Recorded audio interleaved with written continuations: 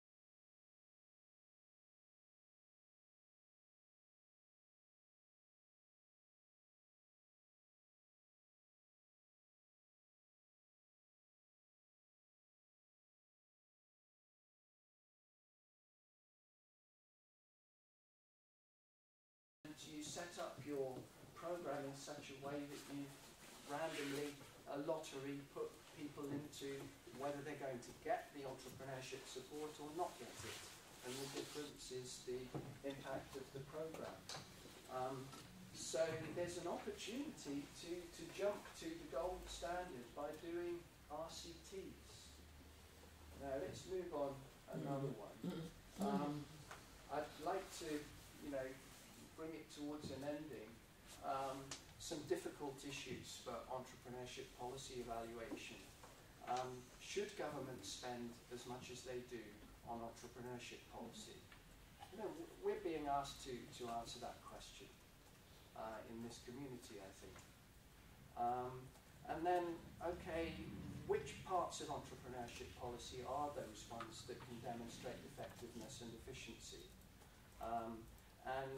Does soft support work? That seems to be an area where, training and advice, where the evaluations are less clear that there is an impact, detached from the financial part of the package they might get. Does support for the sole self-employed work in terms of achieving economic benefits? Maybe labour market attachment is a... Then another point, that what I've been discussing about the 6 steps to heaven, it does not include the qualitative approach to evaluation.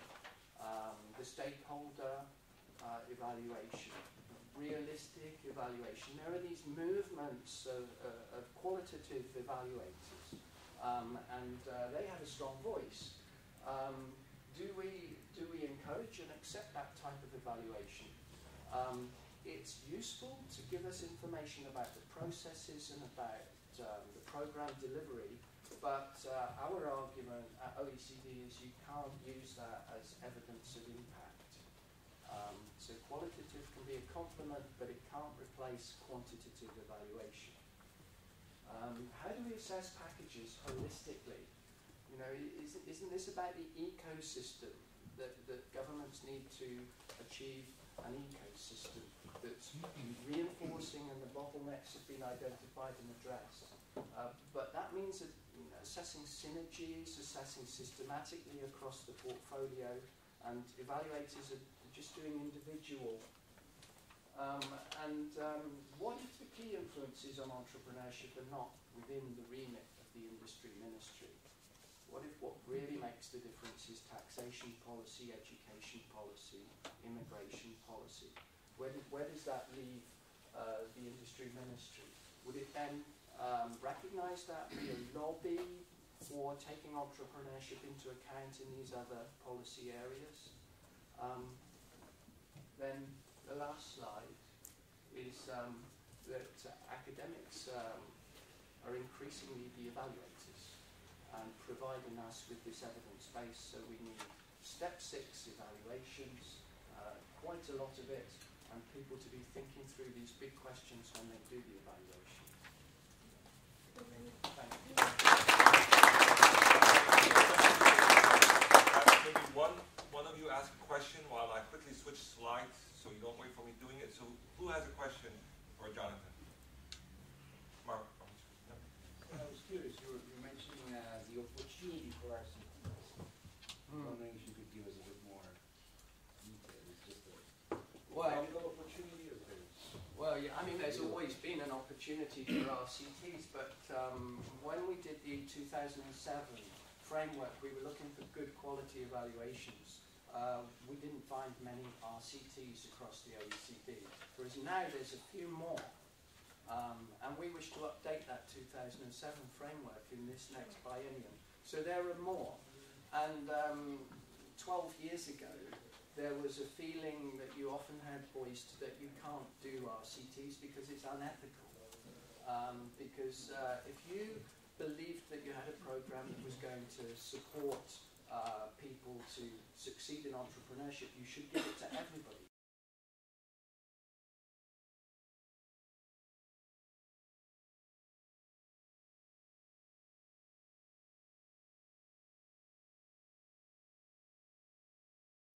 As an RCT, and if it works, we'll expand.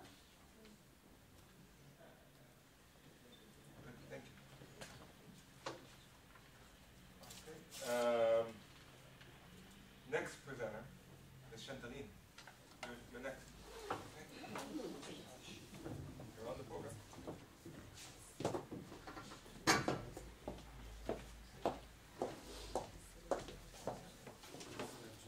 Well, good morning, everyone. Je vais présenter ma présentation ce matin en français. Joke.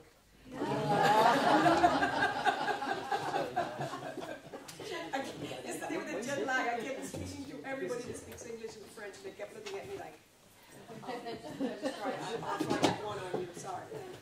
So Jonathan just presented what the OECD does in terms of mostly, and what's interesting for me as UNCTAD, who knows UNCTAD? Well, my friend here knows that, but UN Conference on Trade and Development.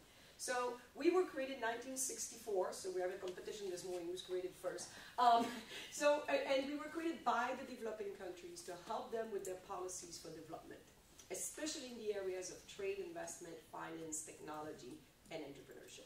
So basically, we don't focus on the Western world, we focus on what the development world call the global South. And our aim is to actually foster structural transformation of these countries so they actually develop. Clearly, probably, Jonathan, we need more evaluation of development policies because we had four countries that graduated from LDCs and about 10 that graduated from developing countries to actually develop economies, and therefore our model of development do not work. Why? Because we do piecemeal approach, we do not do the whole ecosystem. So what I would like to do next is to basically go over why we care about SMEs when we talk about development, especially for the least developed countries, small island development state, and those that are landlocked and difficult for them to trade, actually. And then talk about these major constraints, because that goes to what Jonathan was talking about. What are these policies for? What are they trying to address? And then the role of UNCTAD in doing this. So, next. Of course, who knows the SDGs? Sustainable Development Goals. What's good about the SDGs is they actually provide us a framework for the what. What is it that we're trying to do? And that's been very valuable. And the whole idea, Geraldine has mentioned it, is the inclusive. So a lot of the policies we've been doing so far have been good or bad, whatever you want, but they've typically been reached the people that were already on the fence and more easily move up, as opposed to the people that are further back and further marginalized, either geographically or socially. And therefore, with this agenda, we have to focus on the furthest behind first. Next. And of course, it's all based on the charters of we the people. And that's why this human right and the inclusivity is so important. Next. So there are in these Sustainable Development Goals actually two specific targets to talk about entrepreneurship. It's 4.4 on education, of course, and then 8.3, which is on decent job and economic growth. And these were agreed. We have 194 members, so all member states. Our states are members of the United Nations. They're all members of UNCTAD. And all of these states have agreed to these 17 goals, including these two on entrepreneurship, recognizing the value of SMEs and entrepreneurship for sustainable development. Next, please. So why? Why are SMEs so important for us? Well, first of all, SMEs is a main engine for employment in developing countries. 60 to 70% of formal employment in developing countries, and if you go to sub-Saharan Africa, it's actually 80%. And at a time when we have the highest unemployment rate, especially amongst the youth that we ever had on this planet, and a very young African continent, this is very important. So for us, job creation is definitely one of them.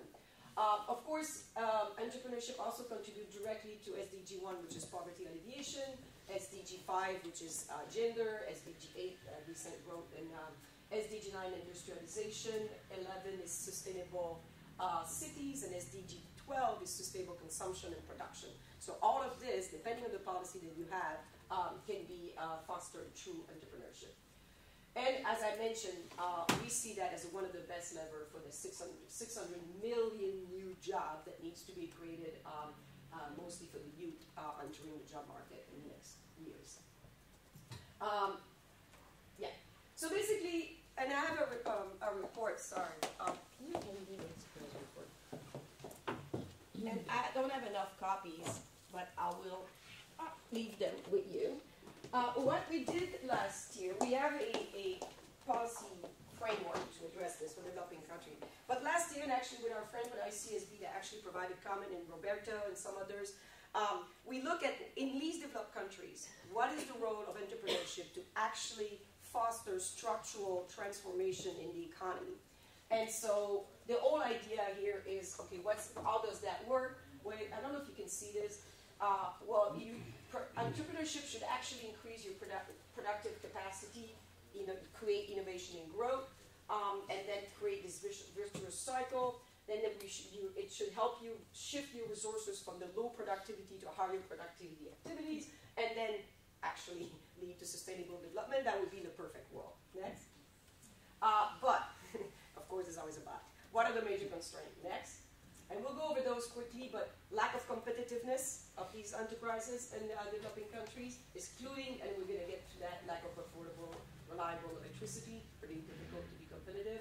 Too small and informal to have transformational impact. It's basically the larger firms, not the multinational.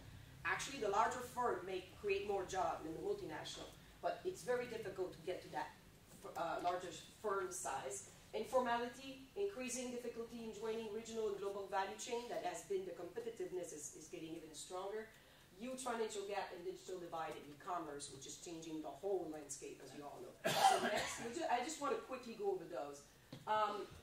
Weak productive capacity, so low wages, informality, a little innovation. So these are just, this is the main form of entrepreneurship in these developed countries. In these developed countries. So you see that self-entrepreneurship are what we call often, and our friend Diana calls entrepreneurship by necessity, as opposed to entrepreneurship by opportunity, is 70% in the least developed countries. It's 50% in other developing countries, and it's 14% in developed countries. So clearly there's a reason why these enterprises struggle more. Next.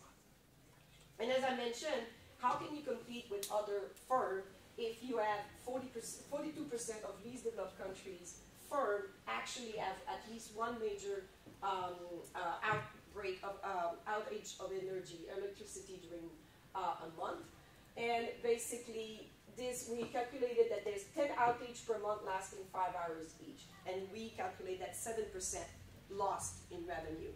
So clearly, competing in this environment, and then we're going to get back to it, but also the economy is getting digitized, and if you don't have access to electricity, you don't have access to the internet. And that's another area where you would not be competitive. So next. Registration costs in these countries is extremely high, and this is, I'm not going to go into detail, but this is the cost to start a business, and this is the number of procedures. And as you can tell, huge amount of procedure and huge cost. And basically these firms say, well, what the heck, I'm just going to try to do on the side, and if really I need to, I'll formalize. Next. And as I mentioned, it's getting harder and harder for these small enterprises, typically in these developed countries, and even in the developing world, it's easier, instead of having to capture the whole ecosystem or to try to get in the full sector, to specialize in one little area and sell that product to a global or regional value chain.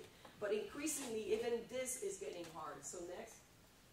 And especially, a lot of these countries will focus in agricultural product and textile industry, and these are getting extremely competitive, and with limited opportunities to actually move up that production chain and value added. So next. And of course, trade finance gap. Just did it again. Yeah. So on our report last year, we have an interagency task force on financing for development. And one of the area that we work on is this financial gap for trade finance for these enterprises. And so you can take the number you want, but it's a big number. It's probably in the trillions. And 60% of the SME requested trade finance is rejected, which is much lower for a larger enterprise. And this graph, I'm not going to go into detail, but this is to show that after the financial crisis, all of the public policies have been put in place for anti-terrorism. So now this is because of the decrease in corresponding banking. A lot of the firms have closed their banks correspondent in the developing countries, making it a bit harder to get access to financing. And this is another area that we really need to address, because it has two impacts. Access to financing for these firms, the cost of financing, but also the cost of remittances. Because remittances now is actually higher than development aid that our country gives. And this is hard work money by these people in these countries that ship it back home to their family, and yet they can pay 15% of that on cost, transaction costs, because we don't have correspondent banking. So next. And as I mentioned, so most of them are low value added, low growth, short life cycle, with little potential. Go next. And this is just to show, this is from our friend from ILO. And all you need to remember from this is the larger firm. The larger firm are the ones that disproportionately create jobs, not the smaller one. So next. And then e-readiness. So what's the readiness of these region or in these countries to actually face the digitalization of the economy that we have right now and take advantage of e-commerce? And so what we do is we actually have an e-readiness index of business to consumer that we've developed. And then you can see that if you are in Africa, your readiness to compete on this market is pretty low. So again, this is another area that we work on. So next. So what's the role of UNCTAD? A little bit like the OECD, but again, focused more on the developing countries. We do research, we do technical cooperation, and we do advocacy and intergovernmental process support. And this is where actually we started working with ICSB mostly on the advocacy and intergovernmental support. And now we're moving into research by having them contribute. All our reports are peer reviewed, so we rely increasingly on you. But also in technical cooperation, we actually, for policy, at the request of government, we come in and review their investment policy, trade policy, entrepreneurship policy, science, technology, invention policy. And we do that with the local ecosystem. That means the stakeholders nationally, that means the enterprises, the NGO, the communities, as well as the researchers. So next. So I already mentioned what that is. Next. So on the research side, as I mentioned, we have an entrepreneurship policy framework. I don't think I brought that one. But basically what we've done is looking at what Jonathan was talking about. What are the major bottlenecks that you would have? Because typically what's been happening in developing country is there'll be a crash, and all of a sudden there's a lot of unemployment, and then the government says, we need to do something. So, we're going to have financing. But if you just do the financing and you don't address all the other bottlenecks, you just lost your money. So if you go to the next, please. So basically this entrepreneurship policy framework, next, as look at the whole ecosystem. So first you need to formulate your national entrepreneurship strategy at the country level, and then you need to look at each of these areas, and then of course financing is one of them, but optimizing the regulatory environment, this is what Jonathan mentioned, and then the education systems, promoting awareness and networking, etc. So it has each of the steps. And then what we did is we adapted it with the Commonwealth for youth entrepreneurship, for obvious reasons, because there's a lot of demand for the youth, but they don't have collaterals, they don't have the networking that other people have, so they face different challenges. Next. And then we adapted it also for refugees and migrants, because refugees now stay for a whole lifetime in these refugee camps. And they have a lot of skills, and yet these skills goes to waste, and people feel like these people are a burden on society, and yet the skills of these people could be used to benefit not only the recipient country, but the origin country. And so with the International Organization of Migration and the Human Rights Agency, we've actually adapted the approach to refugees and migrants for policies for them. And I already mentioned this report. And so for us, basically, what we conclude from this report is that for entrepreneurship policies to actually be efficient and effective, they need to be integrated with the industrial policy and your rural policy and your science, technology, innovation policy. You can't do them separately. And typically what would happen is that, as you know, these are line ministry and they don't necessarily talk to each other. And so how do you bring these line ministries together to actually look into it? And by the way, as much as industrial policy was a taboo word up to the financial crisis, 104 countries have reviewed their industrial policies. And sadly enough, only 25 actually focused on, actually have addressed the issue of gender in their industrial policy, but all of them has addressed the issue of digital. and not all of them have addressed the entrepreneurship. That's another report if you're interested in. And then you do need, so we'll skip that. You do, and so for us, we do see an opportunity for entrepreneurship to actually help countries go to this transformation of development of their economy, but you would have to have the proper policies in place. Now, in terms of technical cooperation, I've mentioned that we use this entrepreneurship policy framework to come in at the country level and help them to go through the step to do this policy, to review what they had in place already, bring the different line ministry together. They could do it, but you know how it works with our politicians, right? They won't talk to each other. You need a third party, and by the way, it's the same with the UN, right? So you need a third party to bring you together so you can actually do this. Go back. We have a protect.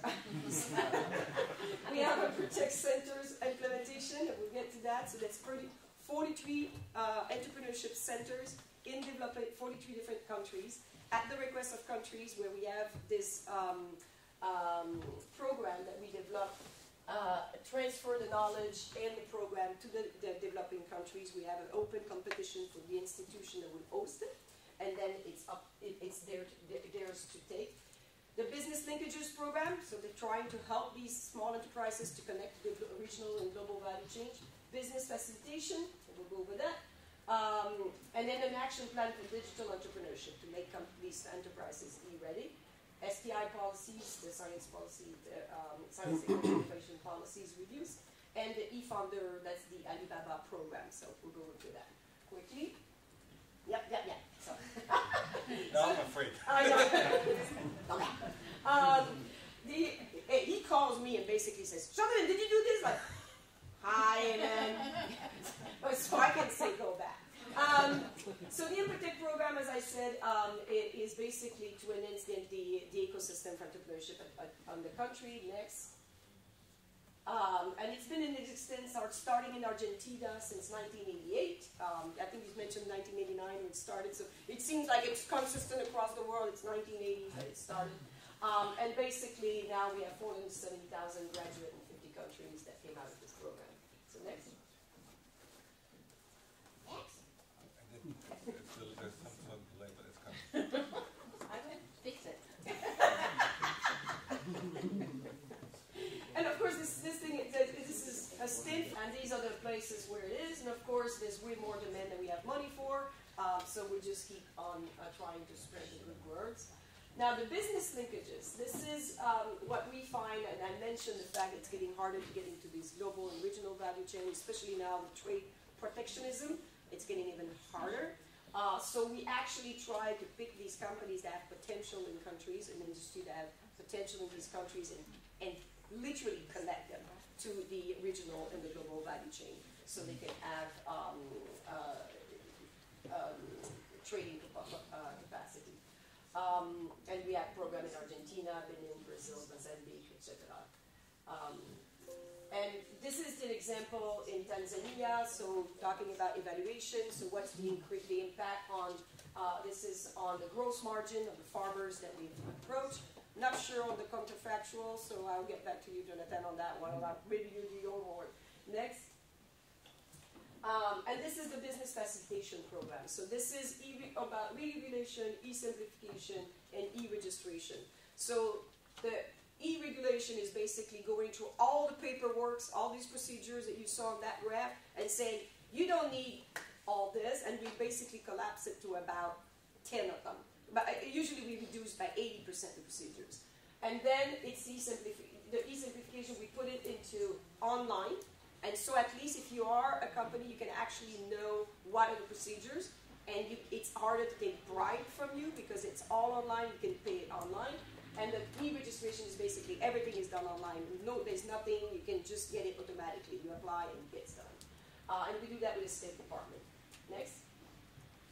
And then there's the bio-trade initiative. So this is, again, connecting producers in the South with regional and global value chains in the agricultural sector, but based on biodiversity. So a lot of these countries are extremely rich in biodiversity, but how do you exploit these resources sustainably and then connect them to the market? And now we're doing that with ocean biodiversity, which is way larger than land biodiversity. So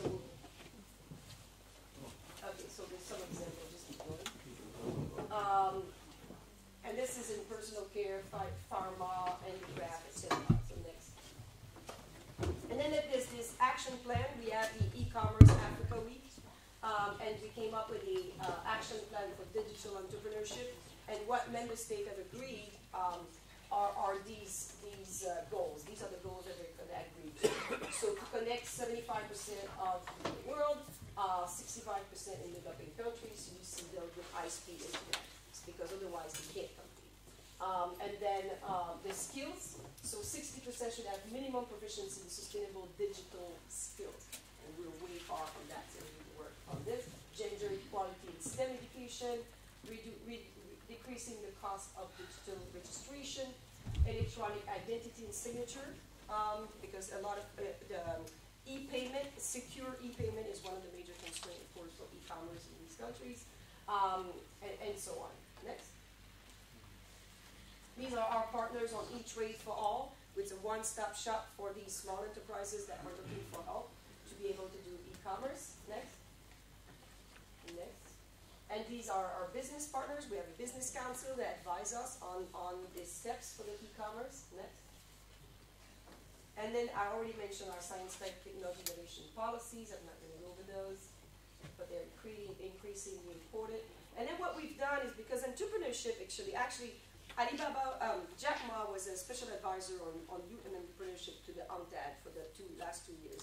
And when he brought him to Africa, he never been to Africa, the one thing he said was, I can't believe the entrepreneurial spirit in Africa and how lively this is. So he decided to put $10 million of his own fund, after he called his wife.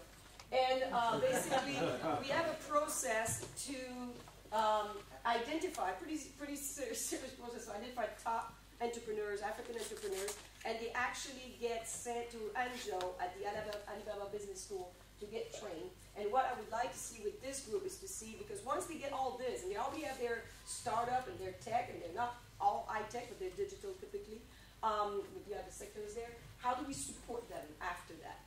Next. And then, of course, the fun part. The negotiation, the intergovernmental processes, and the advocacy. Of course, we support the entrepreneurship policy report, in Entrepreneurship for Sustainable Development Secretary General report in the General Assembly with member states. We actually draft that report. Last year, some of you sent us some comments and some recommendation from member states. So that's an area that would be important for us to discuss. We support the International League of Micro, Small, and Medium Enterprises with ICSB at the UN. And we are the co-chair with DESA, the Department of Economic and Social Affairs, of the Science, Technology, Innovation Forum, where we're trying to also have our SMEs and entrepreneurship promotion there, as well as the major institutional stakeholder to interagency task force, or all these acronyms, on financing for development. And again, without financing, the small firm will not grow. I think you can just go. I don't think we're going to go over these, except this is the General Assembly resolution from last year that basically asked for further support on education and further support for member states on entrepreneurship. And that was the last year's, last year it was SAD Day. And this are our friend Salerno, so we also had a conference there. Next, just not the picture. And this is the report I invite you to look at because we cover quite a bit on the trade financing and only on entrepreneurs, but on the with a financing lens on these. I think this is it. Yeah. Great. Thank you. Thank you, Jacqueline. Question, a little quick follow-up question for her. If not, I'm going to switch slides for Dragon. No questions? Okay, great. So, Dragon, we have one question. Yeah, just a quick question. I just want to ask. My name is Mukuba. I'm from IT at Coventry University. I'm doing a PhD on entrepreneurship education while I'm also a lecturer. So, I'll go just a quick question. Are we going to have access to your slides? Because I find it is more interesting for my PhD. I'm just on my final year. I'm doing a research on entrepreneurship education for the Democratic Republic of Congo. You know, itself is a least developing country. Mhm. Okay, so your And also your West slide African will one. be- Yeah. Okay, thank you. I have another small question. When you presented the statistical information about the South countries, 70% was creation of new business, of entrepreneurship by necessity. Are you considering informal creation? We consider informal as well, because Okay. oftentimes it's very hard to distinguish between the formal and informal. It is very hard to know all the number for informal. Formal you know because of the registrations, but for informal it's an approximation. I don't have all of the detail, but I know that for some countries it's very difficult because they're registered one year, they're not registered the next year. You have the small vendors on the street. Yes, that's it. So we don't count the small vendors on the street, No. but we do for instance, is those that we count. A lot of women do cross-border trading on textile, fruit, stuff. We count that because they're informal, but they have a formal role in the whole value chain in that And country. you can identify. Yeah, yeah. Very Great, thank you. Thank you. So I put in the clicker. Let me see if it works. It's okay, I always see some slides. You can click. I will click it for you. I'm a designated clicker today. I am the clicker. I'm delighted. Let me introduce you first of all properly here. I'm delighted and thank you very much for coming here. I called him over a month ago and I insisted that he comes here. He's very busy, but he made it last night and we're very appreciative here. So Mr. Dragan Radic, he's the head of the SME unit, Enterprises Department, International Labour Organization, ILO, and a big partner of ICSB, a big partner of ICSB in Egypt as well, so we're delighted for you, Dragan. Do you guys remember when you were children? Yeah? It was a long time ago? So if somebody offered you 2 chocolates, one big and one small, which one did you go for? Come on, be honest. Big one, big Both. one. Big one? Both. Yes, I went richer. I like somebody said, I'll go for both first, but negotiate for the big guy. Yeah, exactly. And you know, the funny thing is, as we grow up, we don't change. Yeah? We like bigger jobs, bigger cars, bigger houses, bigger businesses, everything bigger. Most people do. But my job is to show that small is actually beautiful. You know, and this is why I work with my team in Geneva to promote the SMEs, because these are the small businesses that are super important for us globally, yet they struggle a lot. I mean, they produce about 50–60% of global jobs, but they're only 1/3 of productivity level of the large firms. Everybody talks about job creations and number of jobs. Why? Because it's easy to measure, right? And we need more jobs. But at the ILO, what we are also very much interested in is the quality of the jobs. Because not any job is a good job, huh? Yeah. So today, I will be talking actually about, I'll give you a bit of feedback about the ILO, really. How many of you know what the International Labour Organization is? Have you heard about it? Yes, yeah? Yeah? Okay. Yeah. Okay. So I'll be talking about the ILO. I want to talk a little bit about the definition of entrepreneurship, not from academic perspective, but I think it's very important that we understand here what we are talking about. And then I want to touch on policy, what we've learned in the ILO, what we think it works, because we are there. Huh? We have 187 member states. We have offices in about 60–70 countries. I tried to count them, I couldn't really quickly. So let's estimate 60–70, and we non-stop work on the ground as well. And then, of course, to conclude with some of the lessons learned. We can go to the next slide. So, yeah, this is going to be a bit tricky because it's PDF, but anyhow. So the ILO is specialized UN agencies. There was a bit of competition who was established first. We are definitely winners now. This year, actually now, in April, in 2 days, we are going to celebrate 100 years of existence. We are the oldest specialized UN agency. We were established in 1990. And as you can see very proudly, in 1969 we received Nobel Peace Prize. When we were 50 years old. We're not going to receive 200, but this is pretty good. Okay. Why we exist? Our mission is to promote social justice and internationally recognized human and labor rights. That's what the International Labour Organization is all about. As I said, 187 member states, but we are specialized also because we don't work only with the governments. All other UN agencies work only with the governments. In our constitutions, we work with the representative employers organizations, the voice of business, and the representative workers organization or trade unions. Because this is where these two meet, right? Okay, so, and basically our vision is decent work for all. So we are the custodians of the SDG number 8 that Geraldine talked about. And our broad strategic objectives are linked to 4 areas. So we set, promote, and monitor international labor standards, which comes in forms of conventions and recommendations. There's about 189 or 190 now international labor conventions there. Then we, of course, promote employment, social protection, and very much social dialogue. So then, you know, people could rightly ask me, what are you doing? I mean, how come that I was all into enterprises, entrepreneurship?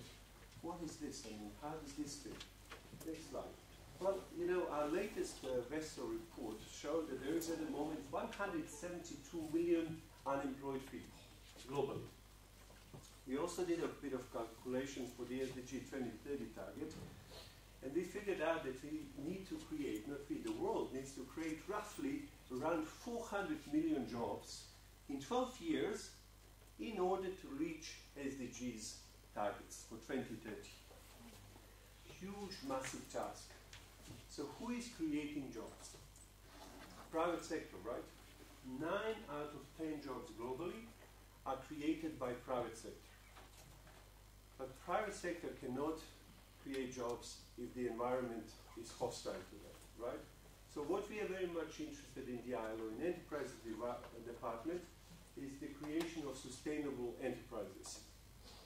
And we have a global program called EASE, where we actually work with our constituents, employers, workers, and the government together, and actually analyze the business environment de jure and de facto, and come up with policy recommendations that are then jointly implemented. And that's the point of difference of the ILO.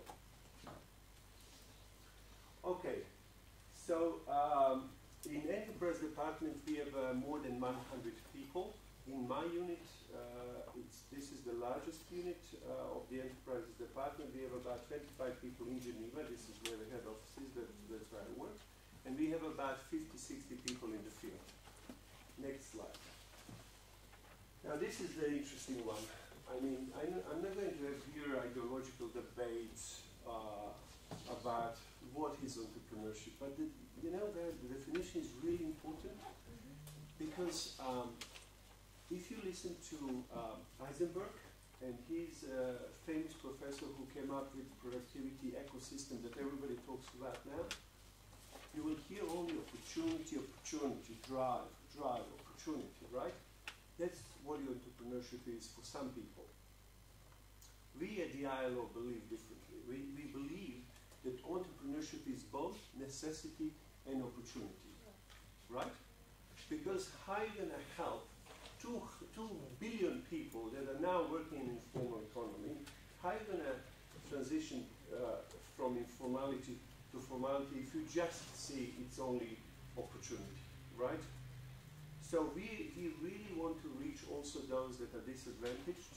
You know, we work a lot in Africa, we work a lot in Latin America, in Asia, for example, where we help people to start a business. And look, sure, they're not going to be another Amazon, you know, but let me tell you this. Some people at the moment have 0 income. If they don't grow their crops, they can't eat. So this is not exciting, isn't it, as if you create another Microsoft in Silicon Valley. But for us, it is very important to help them to create first $5 income or $10 income, and then help them to grow, to transition from informality to formality. Because we also know in order to be a decent job, there has to be job in the first place. There has to be opportunity created, no matter how small. And yes, if that workshop that they're going to create is 50-50 in the street to repair the bikes as I've seen them in Cambodia, so be it, but it gives them something. So that's our view, how we see actually the entrepreneurship.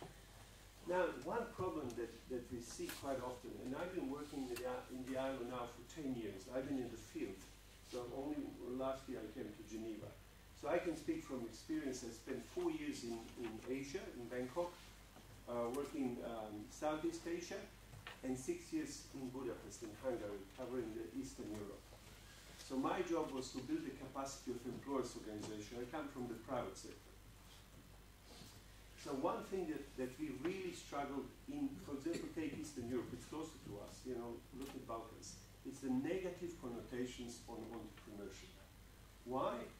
It's to some extent it's deserved, because first there was this transition from socialism to market economy. And state-owned enterprises were actually bought and sold quickly and non-transparently. And people didn't like that. So the major problem there is that there is, when you talk about entrepreneurship in some countries in Eastern Europe, people perceive it lack of transparency, corruption, not fair share for everybody. Therefore, I do not want my son to be associated with these guys and to become entrepreneur. Advice to my son and my daughter is, you study hard, you become a lawyer, or economist, and guess what? You work for the government. Maybe they don't pay well, but at least you have a safe job. That's the problem. Okay? In Asia, it's similar but slightly different. There, I've seen many factories in China, Cambodia, Laos, Vietnam, and so forth. There is this perception that employers are pretty tough. They really pursue only profit. And to some extent, that is also true. But not every employer is like this. So we work with employers' organizations to actually change that image and to work with those employers that are really tough on workers to say, this is not sustainable. You cannot come to this country, just purely to exploit it and to actually take the profit out. So the negative connotations on entrepreneurship are really, really problematic. And last week, I met in Geneva the labor attaché of one African country, came to see me, hey, we need your SIYB. You've got this really great that I'll tell you about entrepreneurship program. You have to come to our country and train our young people. I said, what? Because we have a problem. I said, okay, tell me about it. How high is unemployment rate? 35-40% of young people. Okay, why they're unemployed? Well, because they study, they finish the school, and there are no jobs.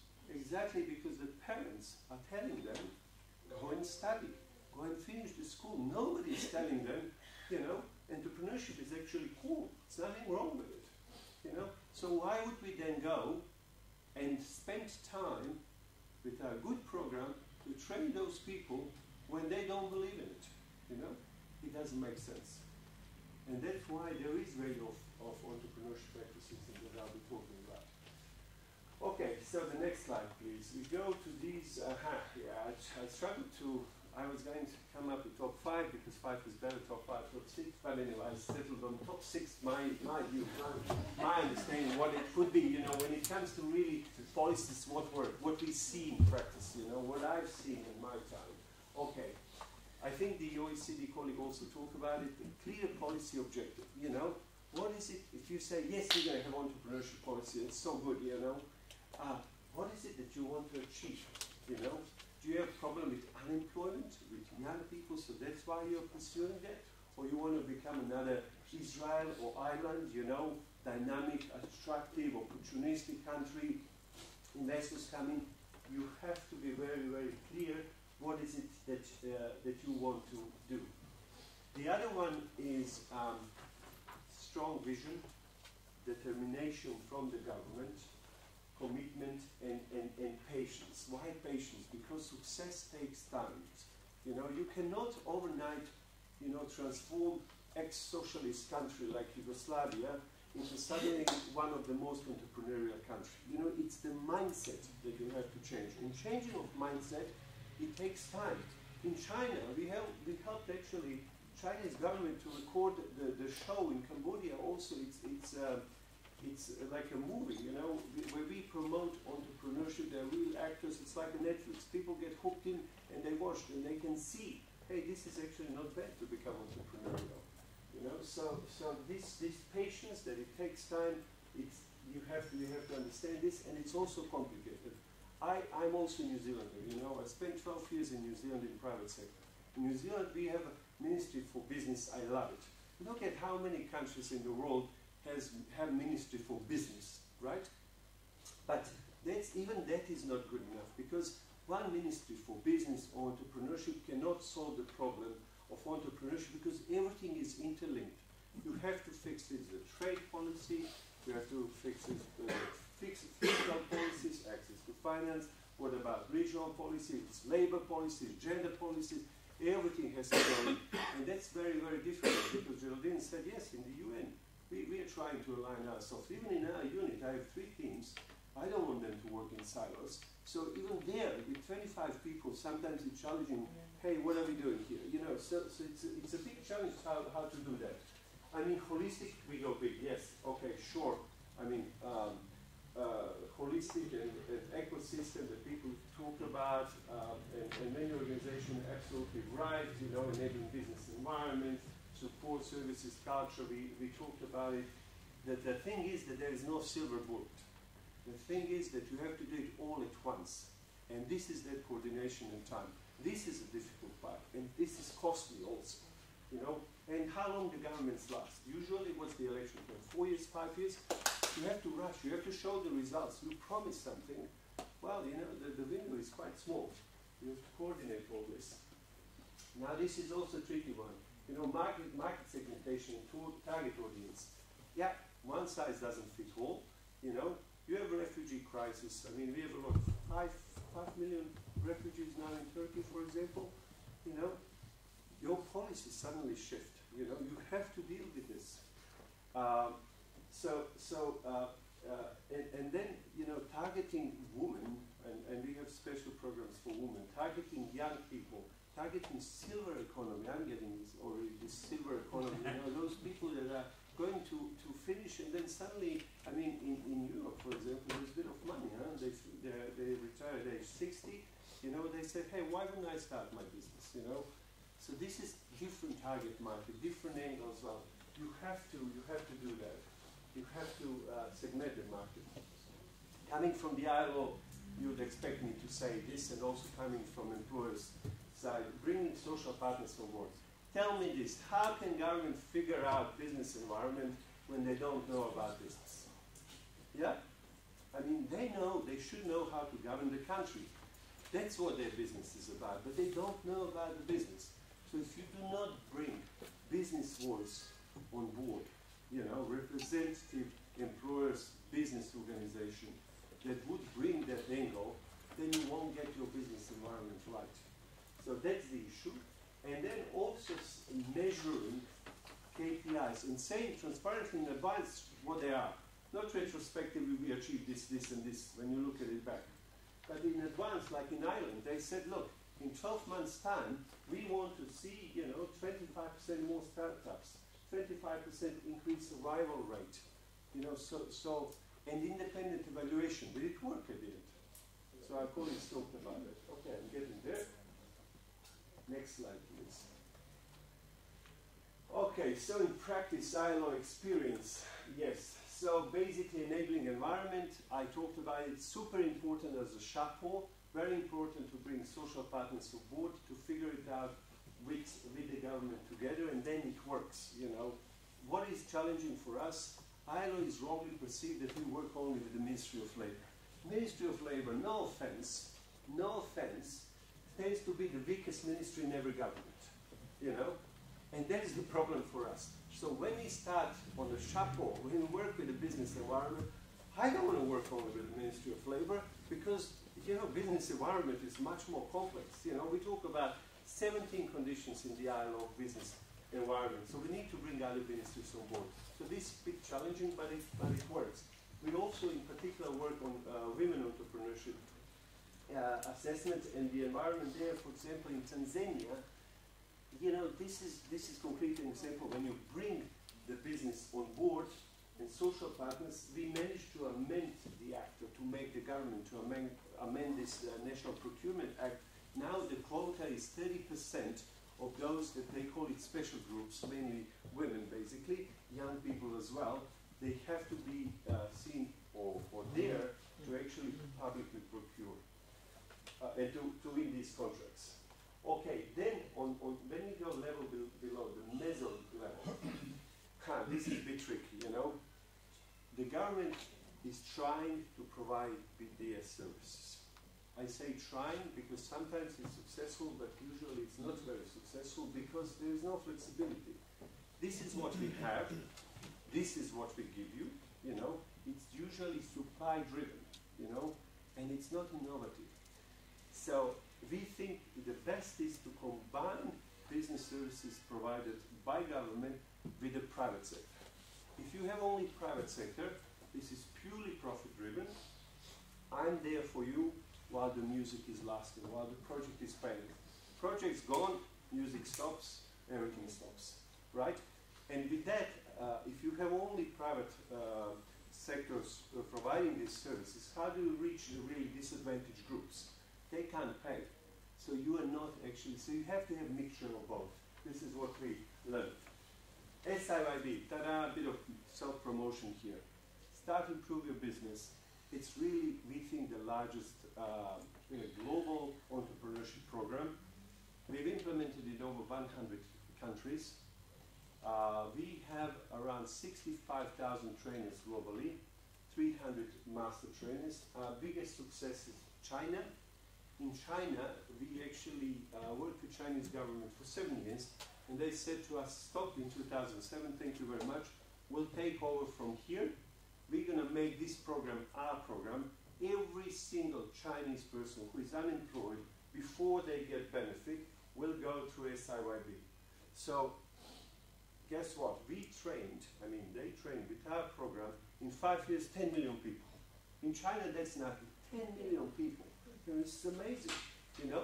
They created 1.8 million startups. And these startups created around 4.5 million jobs. Now these figures, this is the scale.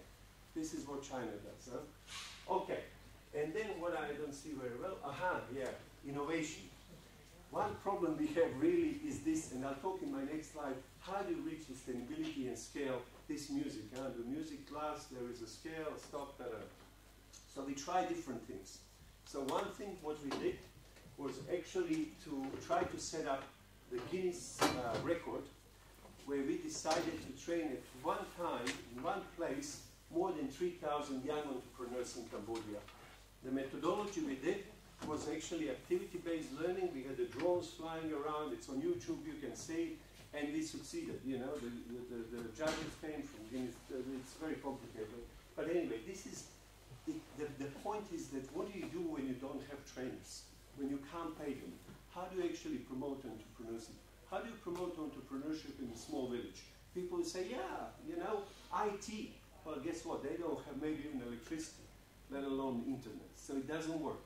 So this is this angle that we try to play. And finally, what we think is definitely working, ideally you would want to charge for training. You know, there are no free lunches. The lunch is free, it's no good, or you would pay later, right? So we see that when people pay for training, they value this training more. Of course, how much they pay, it's very hard to reach 100% recovery. You know, with some of our programs, we reach 50%, you know, let's be honest, but you have to pay. And what works really is combine it with access to finance. Training on its own, you have great business plan, but empty pockets, actually, you know, you can't start. Okay, and my last slide is, Okay, some challenges and possible improvements. So this is the part where I become very honest. It's very hard to figure out the intervention model that is at the same time sustainable and scalable.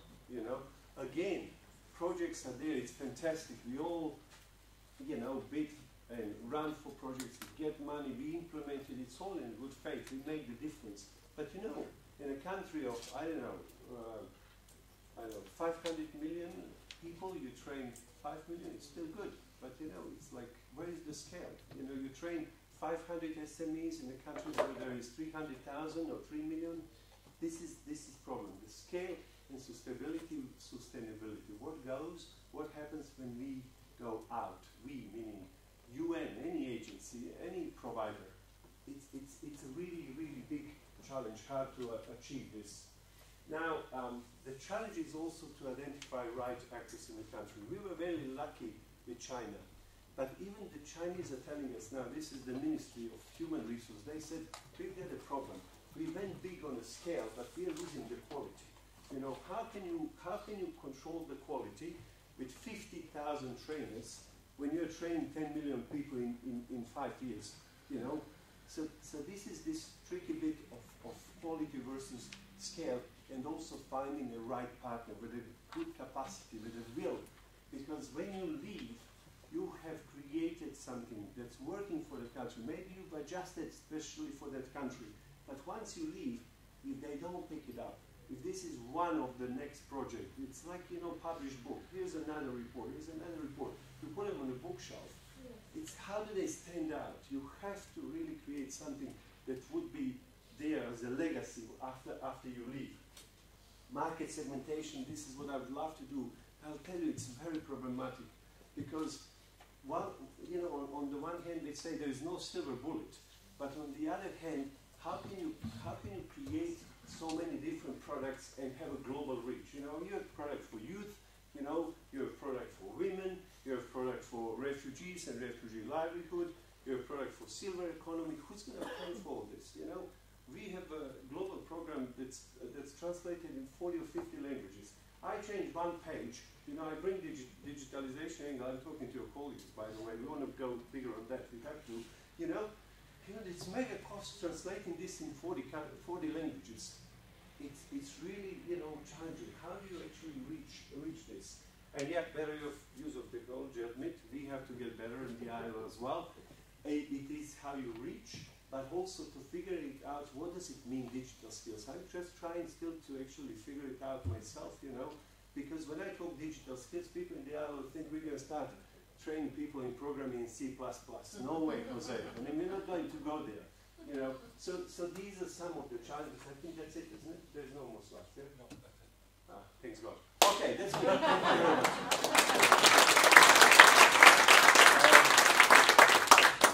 Thank you. So, yeah, I'll handle it. So this was an opportunity. We had a question here. We wanted an opportunity for everyone to speak. This is actually historical for our terms for ICSB. This is the first time that ICSB brings in the UN, OECD, and the ILO all together in one place. So there's an actually, let's just give a big round of applause for this. We have a break at 10:15 till 10:30, so we have a 15-minute break.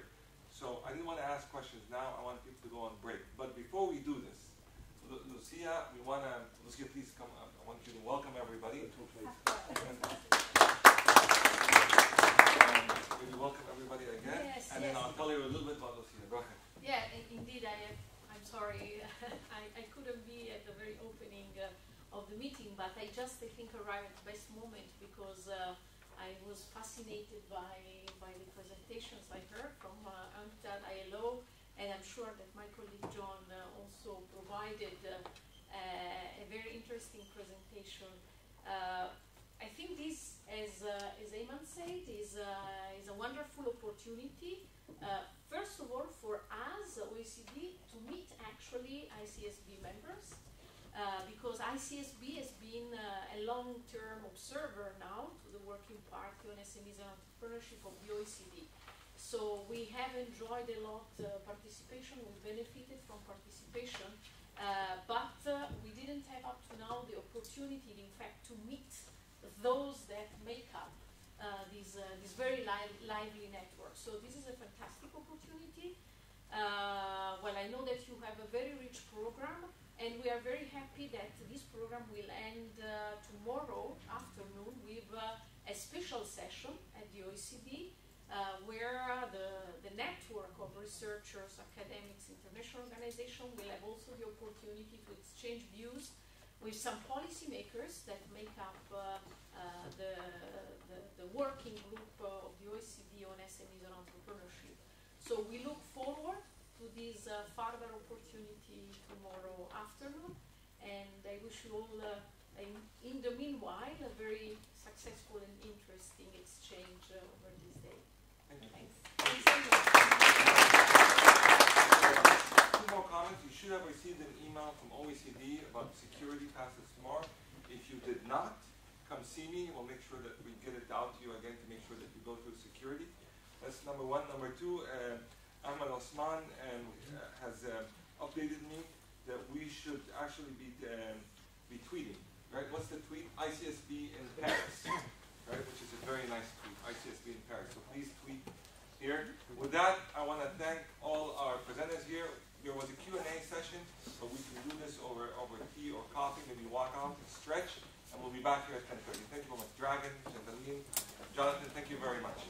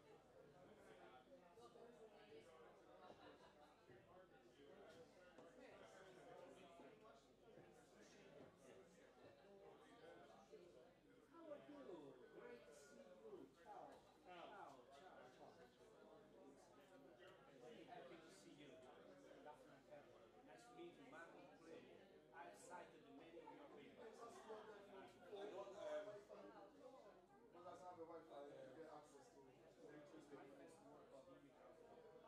entrepreneurs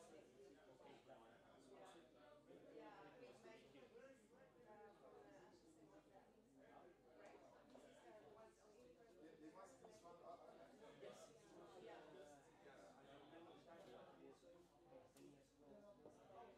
Yes.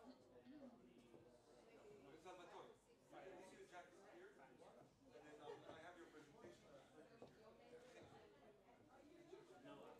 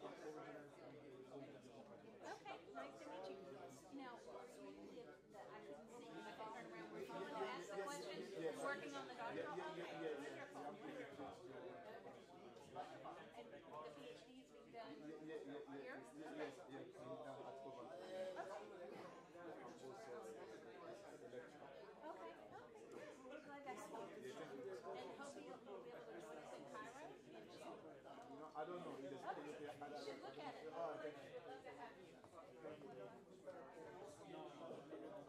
Hello, I'm Geraldine. Oh, very nice to meet you.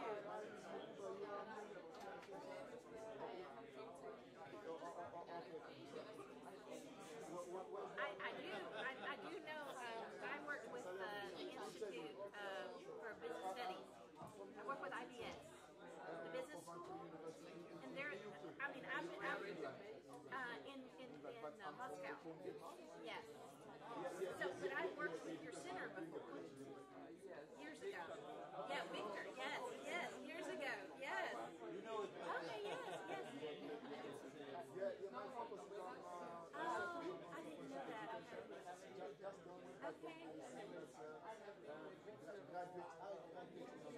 Yes, well, I visited in 2007, I believe, for when they were starting the association and everything. So, yeah, so you were there. Yeah. Specialized program on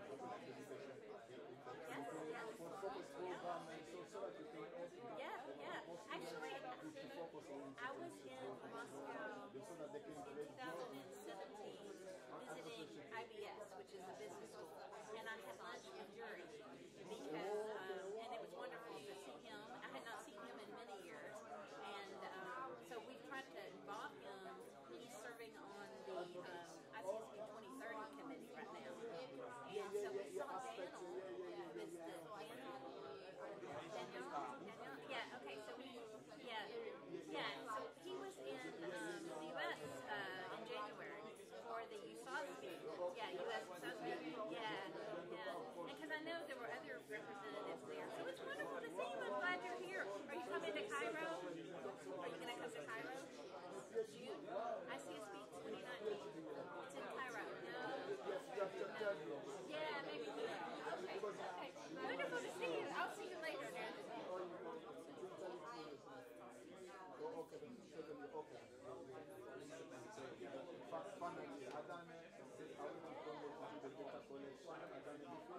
So now I'm just trying to analyze it.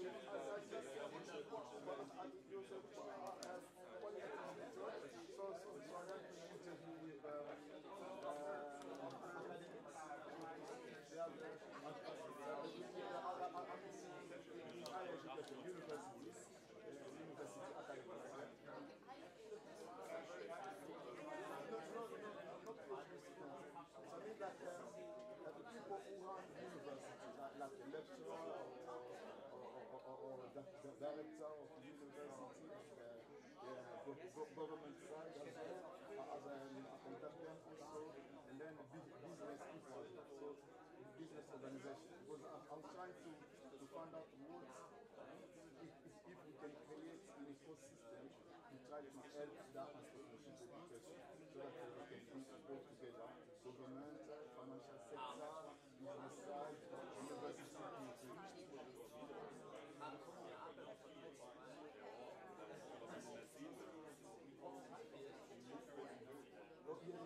Yeah, I know that's right. Yeah, that's the one. Academics. Research on entrepreneurship,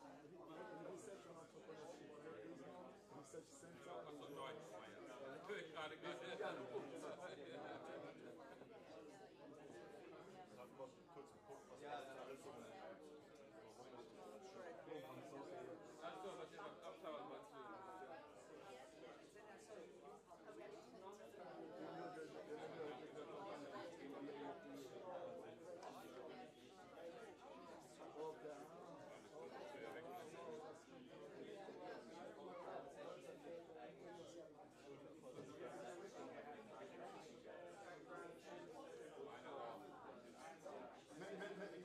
Qualitative research method.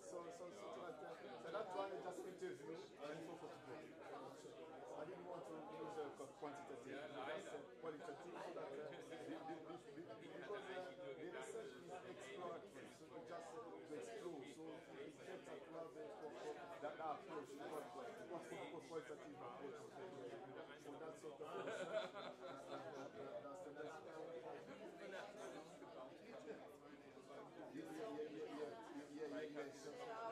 Yeah, exactly.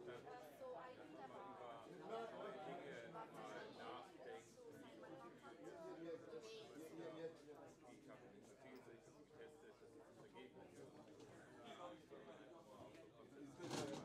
Research, I'm doing research, we might exchange some ideas.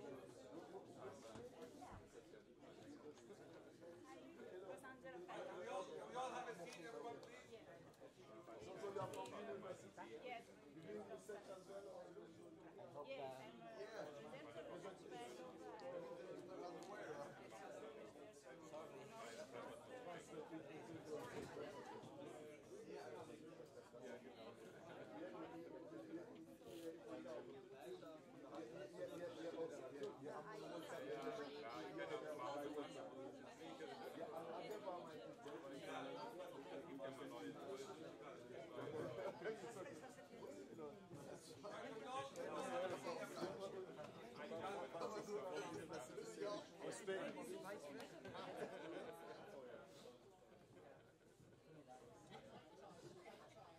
Was hat denn jetzt gemacht? Ja, ja. Was?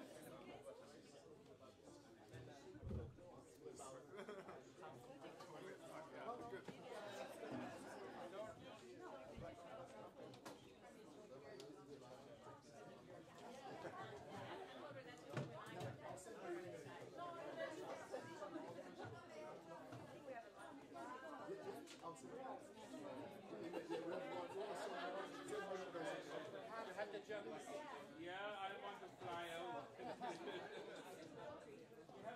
We met last time, do you remember? Yes, yes, but I remember. Yeah, we had the evening, yes, so when I come evening. Sometimes they organize a trip for researchers to go to the different countries to see what they're doing there. Okay? People will come from Coventry University, come to Italy to see what you're doing, and then you too as well to go to my center to visit. Yeah? It's better to have that exchange. So, okay, so yeah, that's my card is there.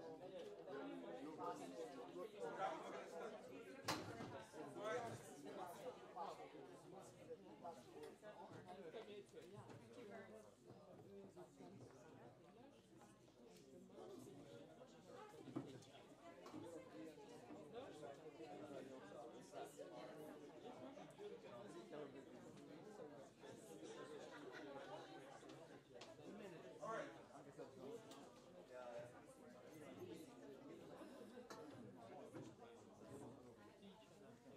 All right, everyone. A little bit more of housekeeping items just to make sure that the ship is moving, sailing here.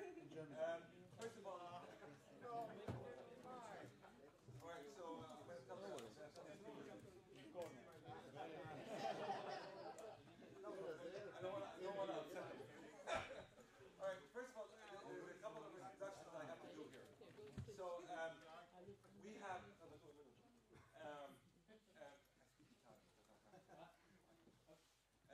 I want to do some special introductions. I failed to do this in the morning, but I wanted to start in time. We started a new program. ICSB started a new program this year, and we're very excited about it. And it's basically we've identified, and they have identified us as well as strategic partners on some of their initiatives. And we've created this program called the ICSB Gateway Program, which is basically right from the name itself. Gateway is a bridge between your organization, you as an individual, the research you're doing, the practice, the policy, and the education you do. You connect through a gateway, which is us, with ICSB, in which we showcase everybody. And we have flyers in your packets about the Gateway program.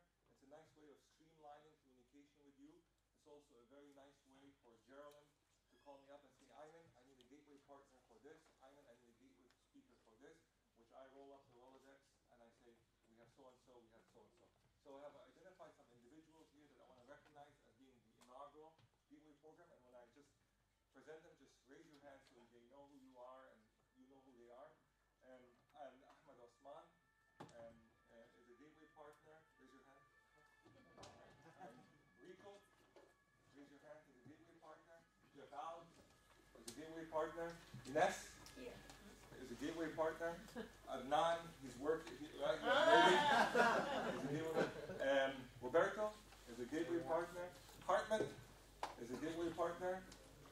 Keisha is a gateway partner, and Katya is coming a little bit later this afternoon. She's actually flying from New York to be with us this afternoon, so she should be here.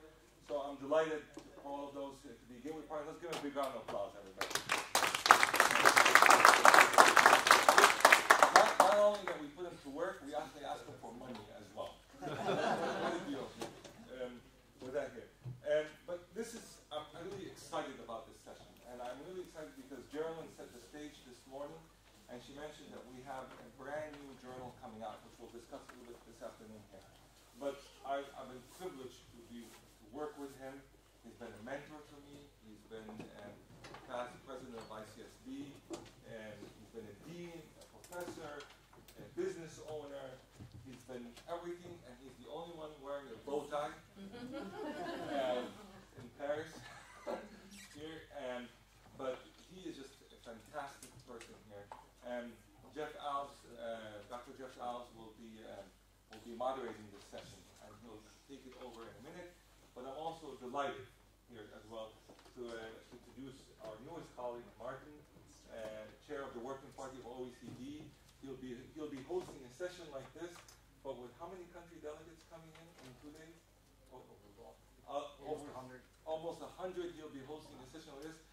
Good luck. Right? And with all this, and we are part of this group, so we're very honored to be part of this group.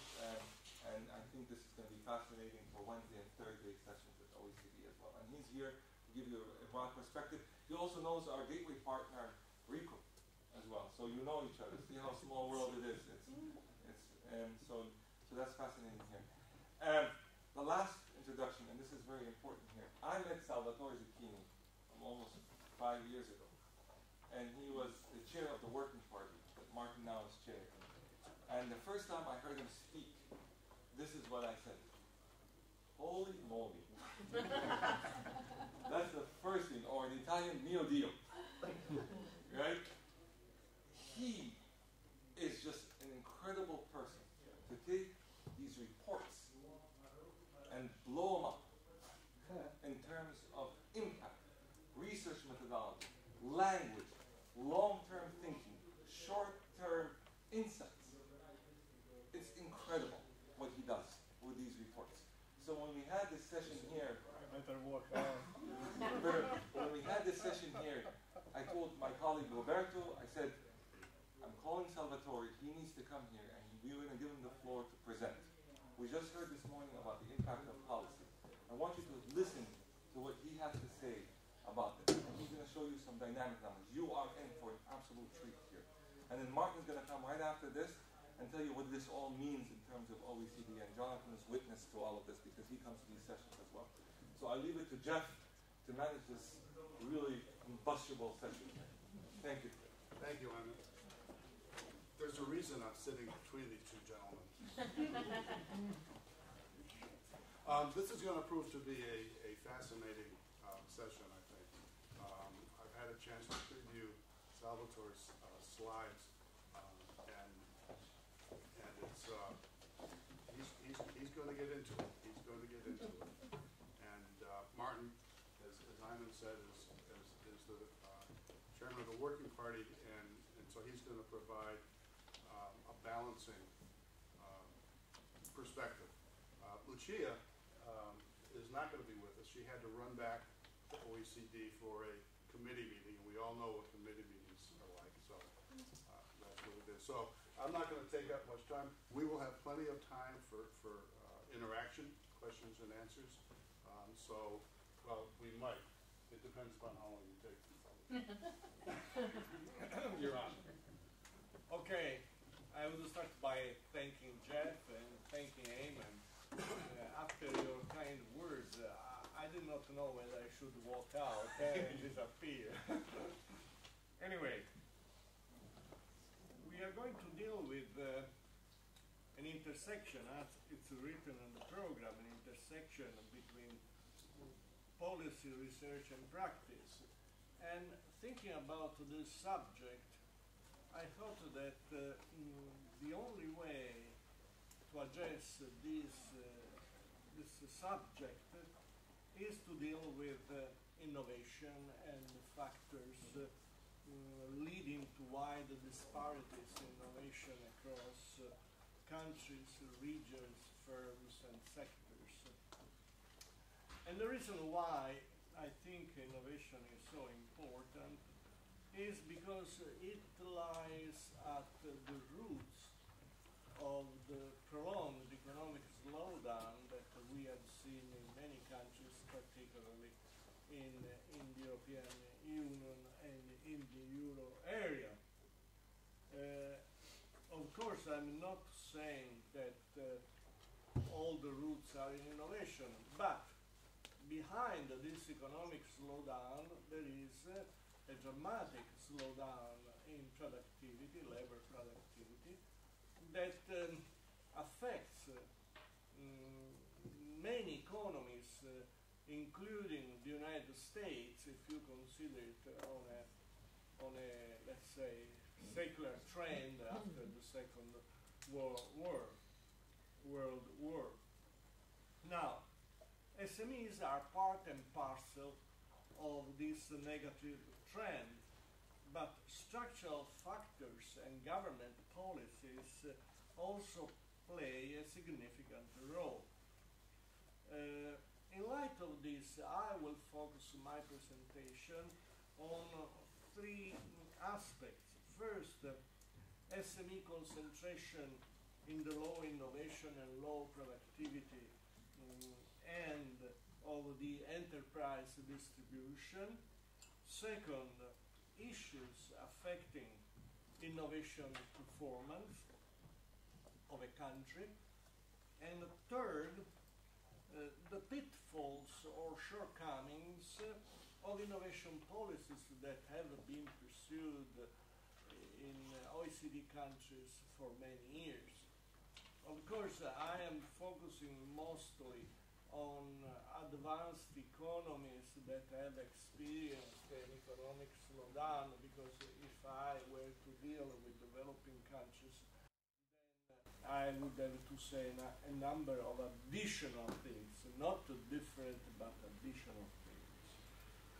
And the starting point of my consideration is to refer to two micro-level based studies carried out in the last couple of years at the OECD that have shed light on the unexpected features of the aggregate productivity slowdown. It has emerged that this slowdown in productivity has not been due to the performance of the frontier firms, that is to say, the top 5% of the distribution of enterprises in terms of productivity, but it's due to laggard firms, those that are at the bottom of this distribution. It has actually happened that the frontier firms have pushed the frontier of innovation further up, and they have benefited from productivity gains. So the problem is basically the lagging firms, those that are at the bottom of this distribution. Of course, there are other explanations that could be given to this, let's say, widening gap in terms of productivity. We could refer also to markup policies by firms that might affect, of course, if we consider productivity just in terms of real value added per labor, by labor, or multi-factor productivity, then this problem of markups might be, let's say, decreased, diminished, but we should not forget that there are many doubts on the statistical methodology that is used to measure productivity. There are major challenges, and these challenges are going to increase with the development of new technologies that are based on immaterial knowledge, immaterial investment, which escapes a precise quantification on the part of statistical agencies. But these are the data we have, and if we want to extract some understanding of the factors leading to this trend, then we have to use first this data. So the question is, what can explain this rising gap both in labor and multi-factor productivity? And the answer lies with the structural factors like innovation, digitalization, globalization, the weight of tacit knowledge that requires complementary investments on the part of the firms, and I would add the complexity of new technologies that it's hard for the lagging firms to absorb.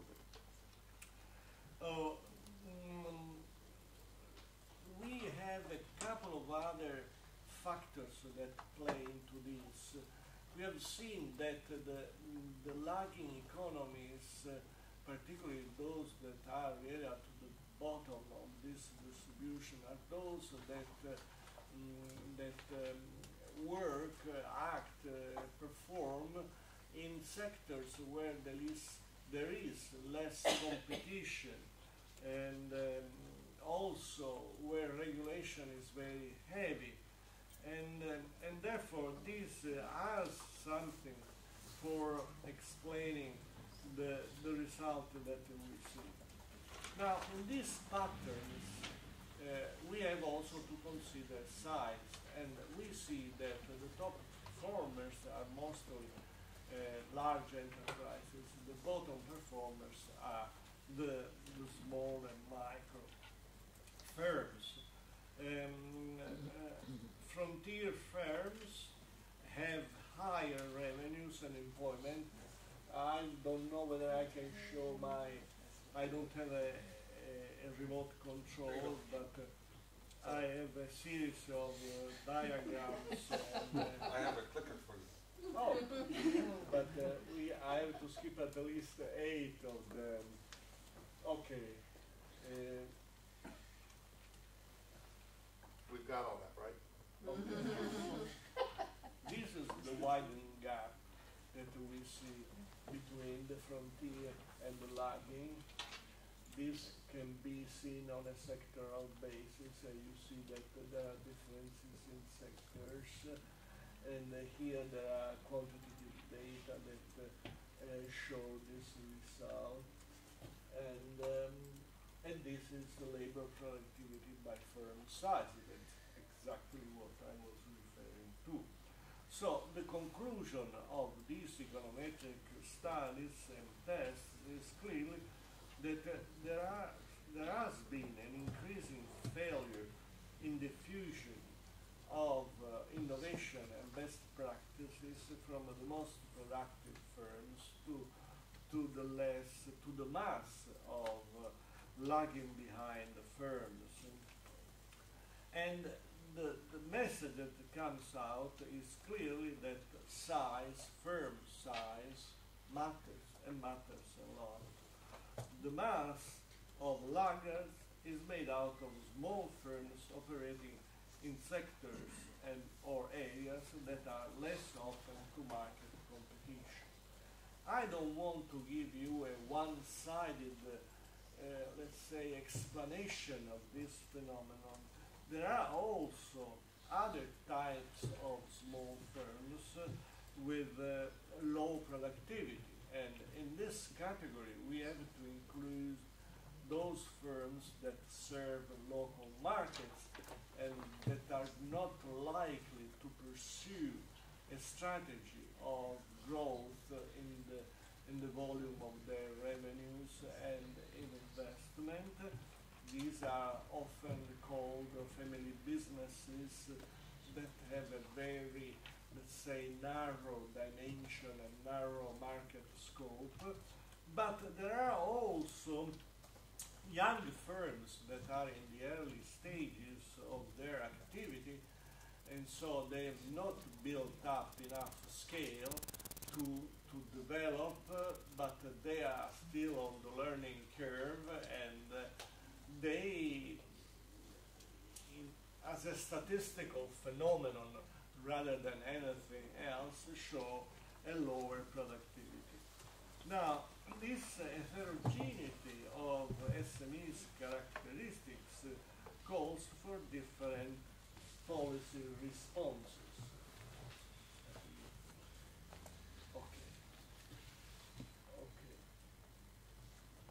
Okay. So what hampers the diffusion of innovation?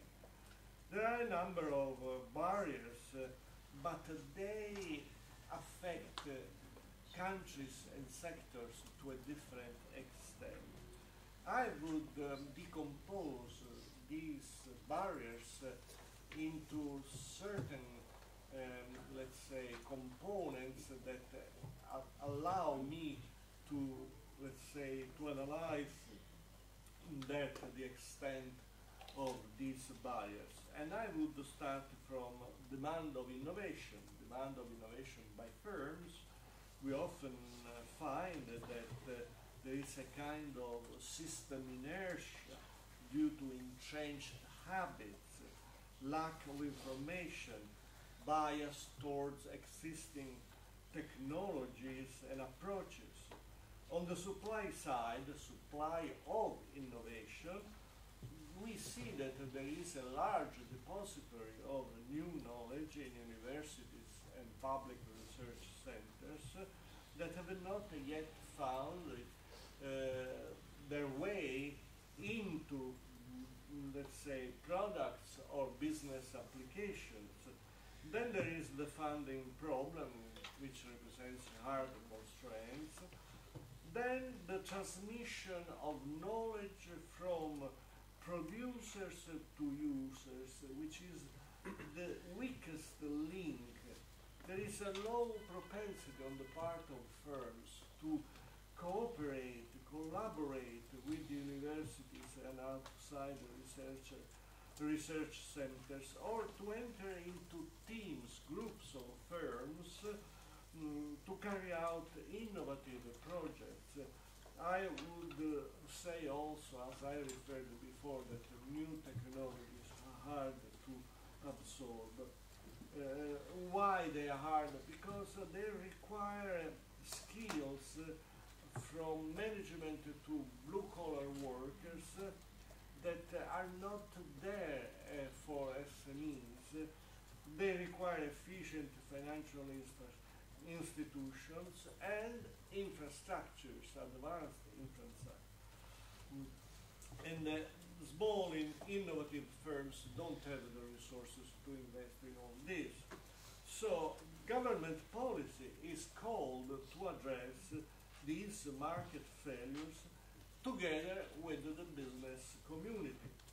But it turns out that the government itself is a source of failure, as we have seen in a systemic nature of innovation, and that requires a specific targeting of measures, specialized infrastructure, coordination, policy coordination across policy makers, because innovation policy is not the preserve of just one ministry or one tier of government, towards which government wishes to orient business choice. It's not that the government has to tell SMEs what they have to aim at in innovation, but it has to provide some orientation and more support in different other ways that I will spell out in the few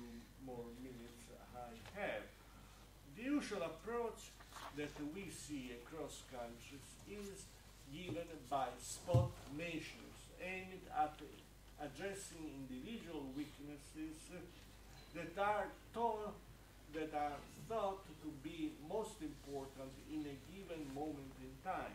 So a piecemeal approach that is partial, Ireland's policies for SMEs, and that's what I consider a case in point. Other pitfalls, supply-driven policy approaches. In other words, the government decides to go in a certain direction and forces enterprises to follow suit without considering the ability of these enterprises to absorb what is being provided to them. Another mistake is either to use a top-down policy approach or a bottom-down, while the reality is that according to the characteristics of the problem in an individual country, you have to use a mix of the two. Third problem is to confine interventions to the remit of industrial policy. This is a major mistake that I see in many countries. Whenever we discuss innovation, in our OECD meetings, we see only representatives of the economy ministry or industrial ministry. We don't see representatives of other ministries that are part of the problem, since I started by saying that the problem is to have a systemic view of the issues rather than a piecemeal approach. And which policies are called into question? First, education and training policies. You have to provide, to some extent, the basic skills that allow a company with a small firm with an additional small investment to extract those skills that serve for the new innovations that they wish to introduce. The financial policies, the trade arrangements, and then I would add the defense policy, public procurement, intragovernmental coordination, and I brought a couple of graphs on skills mismatch. What we see is that what the educational training system provides to the country is at variance with what the firms require. And these mismatches have magnified in the most recent years. Now, how do we approach these problems? I think that aiming at measures that reach the generality of SMEs is the wrong approach, because there are so many differences in terms of needs among groups of SMEs that you have to fine-tune your policies to the specific needs of different small groups. SMEs is an aggregate of heterogeneous representatives of the community of small businesses. So there is a degree of selection that the government has to use. For instance, in addressing the funding problem of SMEs, a major risk is to offer incentives for investment on a general basis, while credit-worthy firms can get their funding from banks and capital markets, of course to a different extent according to the development of financial systems. This leads me to refer to the problem of choosing the right tool for a policymaker to achieve its target of innovation. As you have seen in the last 10, 15 years, now tax credits have been supported because it allows the government to avoid lengthy and dubious selection processes. But this instrument is not appropriate for startups or very young firms, innovative firms, I stress, since they don't have access to credit or large equity markets because of the age, their size, the risky component in their investment. Grants and subsidized long-term loans are more effective, albeit they involve a difficult selection process. In the same vein, this is an example taken from my country, but I mean it applies to other countries as well. Different treatment is required for firms of different age, different innovation propensity, and also different economic sectors and location, because the location, the spatial dimension has also relevance. The diffusion of innovation cannot be left to market forces alone. This is a major mistake that is made, but it depends on some structural policies, especially enhancement of market competition, allowing more factor mobility, both for labor. Sorry,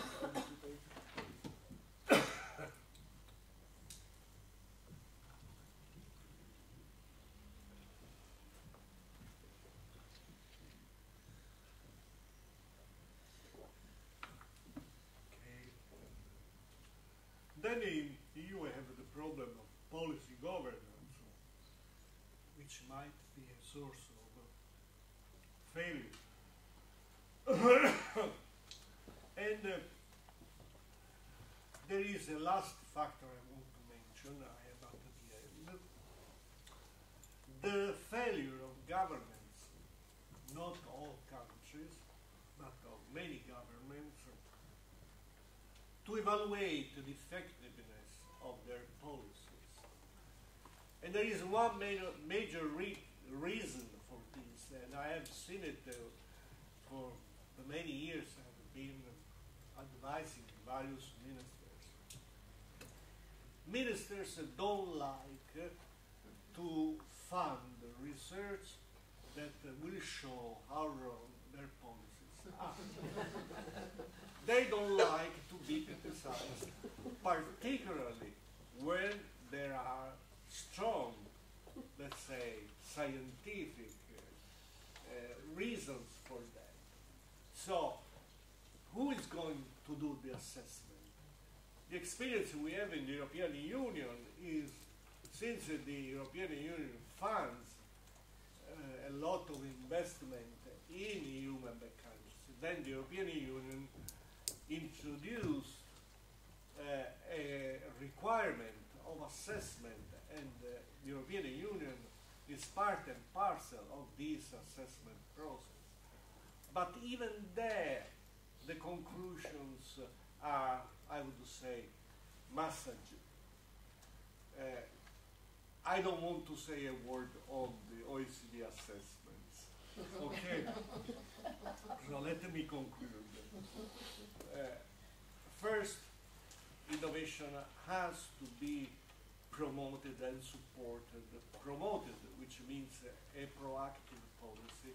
Supported, which means sustained, because by the government, because it's at the core of economic growth. Innovation leads to productivity, productivity leads to higher growth over the years. Of course, if you look at econometric studies of this relationship, then you have more difficulties. But one of the reasons why this relationship is not so smooth, so clear, is that there are too many factors that escape quantification in this process. Second, there is no policy approach that fits all situations, all firms, all countries.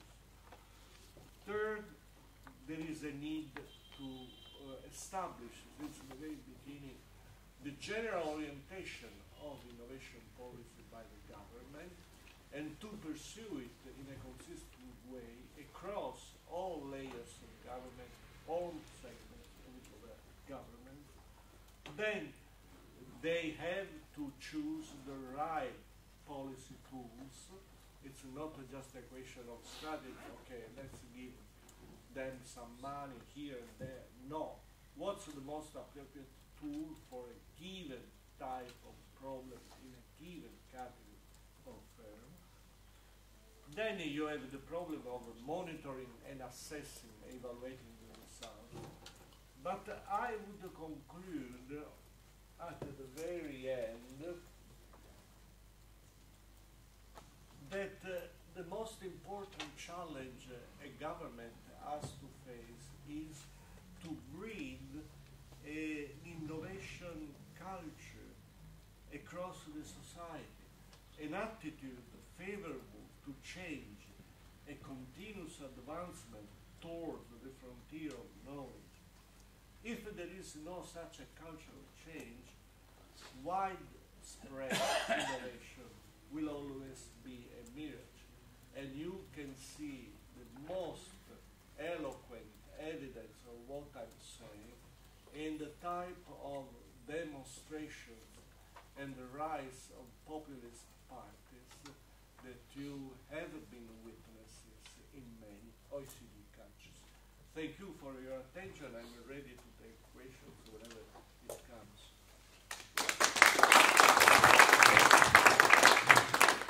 Let me kick this off with 3 questions. And the first is, what do you see the new technology trends? How do you see them having an impact on SMEs? Okay. These new technologies, which are usually labeled as Industry 4.0, imply a number of modalities, 3D manufacturing, robotics. They involve dramatic changes in the way you structure your business, regardless whether it's a large business or a small one. I see it as a double-edged sword.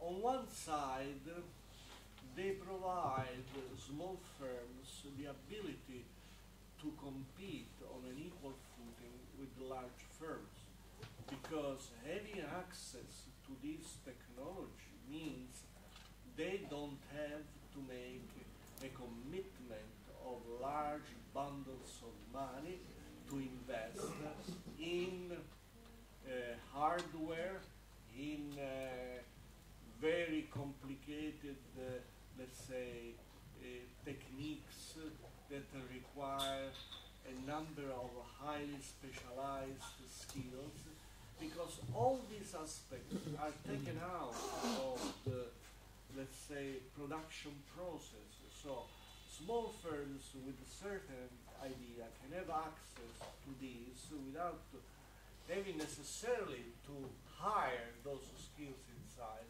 but just borrowing them, sharing them with other firms, and being able to introduce into the marketplace products that have not found their way into the market, for the simple reason that large firms, the incumbents, prevent other small firms from entering the market with new, let's say, better, more efficient, more, let's say, responding to the needs of people and other firms.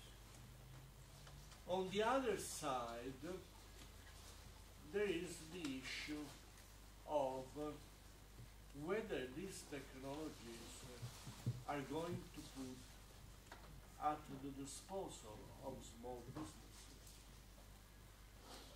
This this problem of innovation diffusion that I mentioned in my presentation can have several dimensions. And one of the dimensions is what I see in many countries, including my own, that innovative firms, large firms, do not like to patent their innovation. Because patenting means providing an idea to others to work on it, to develop it. So they rather prefer to keep it secret. And specialists from one company to another. Because, of course, the human resources are the vehicle through which you transfer knowledge. So, if this process of diffusion is not made smoother and easier, then you end up in a situation that we see right now, that leading companies reach a hard-to-beat edge vis-à-vis the rest of the firms, has to prevent other firms from entering into the market. So, what's the answer to this issue? The answer is that small firms have to rely more, first, on their creativity, in other words, to come up with new ideas that can be implemented by using whatever technology is available to them. And second, they have still to sort out the problem of funding. That's the reason why government policies are so crucial. Okay, thank you. Speaking of government policies, generally, how have they changed with respect to innovation and SMEs in the last decade? Are we seeing progress? Yes, we have seen a lot of progress. 10 years ago, we were at the beginning of the global financial crisis, so in the early stages.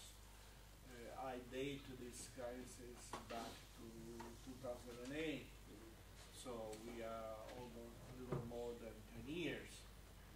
And at that time, all policies were aimed at addressing the problem through macroeconomic tools and financial tools. So we witnessed an explosion of public-funded credit guarantees that have absorbed most of the, let's say, of the tools that the government used, with additions in terms of financial regulation.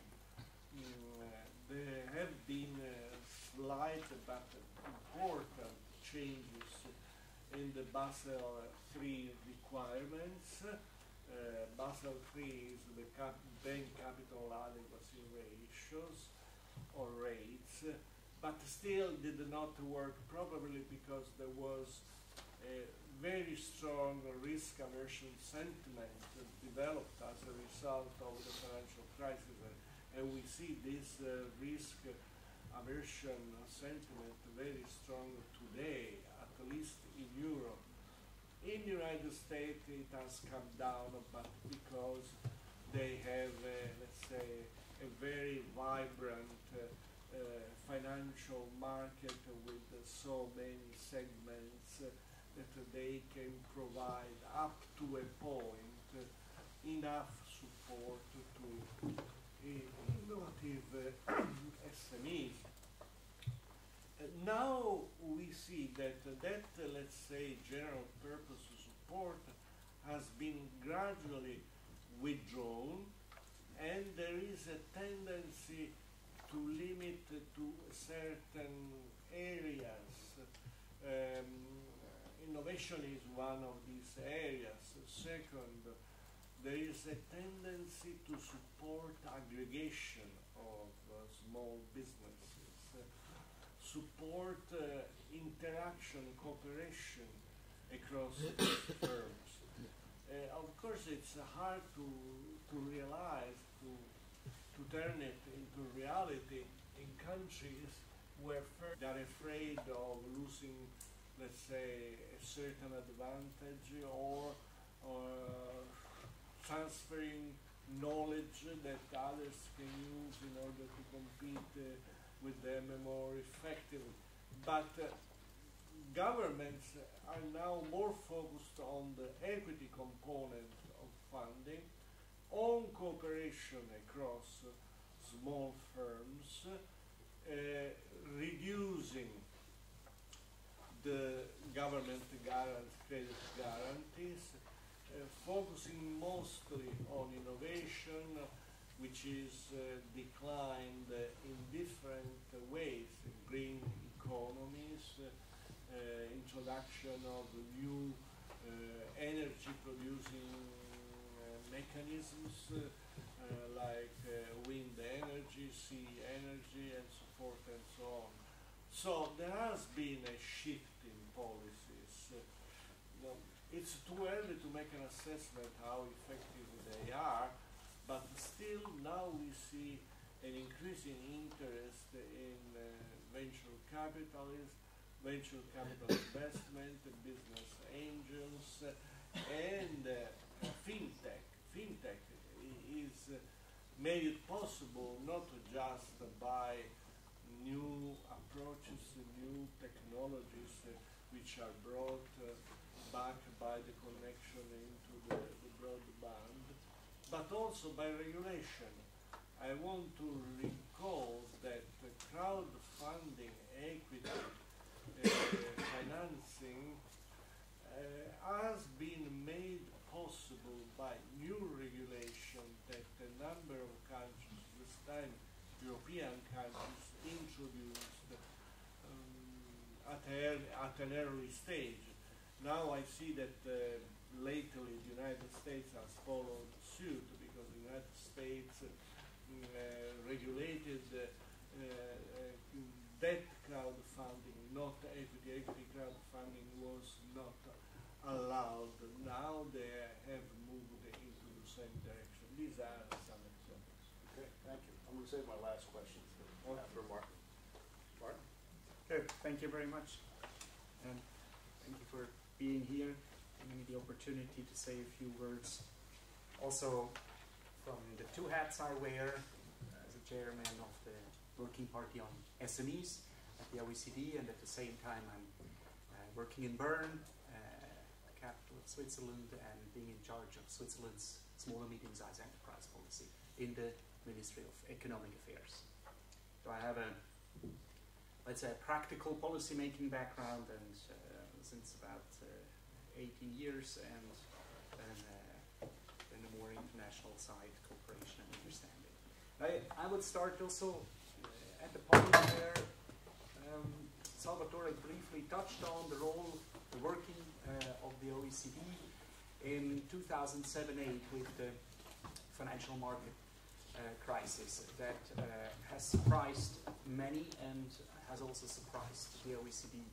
And in that sense, it was like a wake-up call and led to a whole new range of activities and research fields and going into it and shifting also the orientation of the, or enlarging the orientation of research. So it was not only the macroeconomic side that was the focus of most of the work, but a lot of other societal elements coming in, and we're looking at, of course, things like digital transformation, aging, globalization on a more societal element, but also climate change.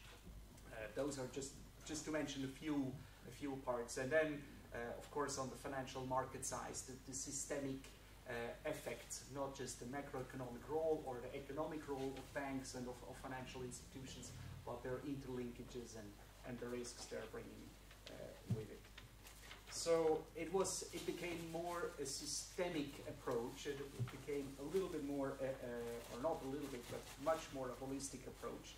Although you never know when you have really encompassed the whole with a holistic approach, because mostly we tend to have still boundaries of our conscious perception, and only when the next crisis hits we figure out what was actually missing in our holistic system. So there has been several approaches in the OECD, such as the NAAC, the new approaches to economic challenges. What does it mean? It just wants to integrate all these elements that might have not been looked at within the organization as much. As I said already before, also the inequality question, the questions of diversity in outcomes, but then in the financial sector, the spillover, the systemic risks, as I have mentioned before. And last but not least, also a more institutional approach, because the institutional understanding, what are the roles of institutions, government institutions, other institutions, because they are usually not the outcome of a reflective process. How do I design the institution in the best way? And so that's then how the institution is made. That's not the way how institutions are usually present in today's time, but they are an outcome of a very long historic shaping, culturally shaped, and also socially shaped over many years, and that's the way how they find their present form. So they are usually, therefore, also not adapted to the challenges of today. I mean, that's almost a given, because if you have an institution shaping in this way, it would be pure coincidence that the institutions are shaped in the most optimal way for the current time. Then, on the productivity side, Salvatore has already put on that. That's, of course, the manifold puzzle. We do see lots of new technology, and at the same time, we see a decline of productivity all over the world, all over the developed world, especially in the OECD. Orientations, that conclusive answer then, what do we do about it? The heterogeneity of companies do play this role, and here I would like to just dive a little bit, say a few words also in addition to what Salvatore said. Yes, we have these frontier firms that have a very high productivity. And then we have, and we see, if everybody had the high level of productivity, we probably would not have a productivity problem. And that looks good. Then we called them the laggards. And of course, that's not a nice term. People didn't feel well with it. And then also understood we need to dig a little bit deeper. And then we find different types in this group. And you know, we have basically like the babies, the young companies. We have the zombie companies, and we have the satisfied companies. Those are the titles I just give them. And here you also see, oh, these are very, very different situations. And you know, the baby companies, you would say, well, how do I, if I have a marathon runner, you know, at its peak age and peak training, and I would compare him with a marathon runner of, let's say, 15 years old. Why is the 15 years old not as good as the, you know, the peak age best marathon runner? Well, the peak age marathon runner had also one day at this younger age. He had to go through, otherwise it would not have been possible to get there. So Google and all the big ones had to be very small SMEs, small companies, at young age, definitely. So there, we cannot, we do have to go through this stage. of the baby company. Otherwise, we will not be there. Of course, then the environment to it is a different question. What is the most optimal environment? In the zombie companies, we have different type of situations. We have, in many economies and countries around the world, effective regulations that do not make companies exit the market, although they should exit the market.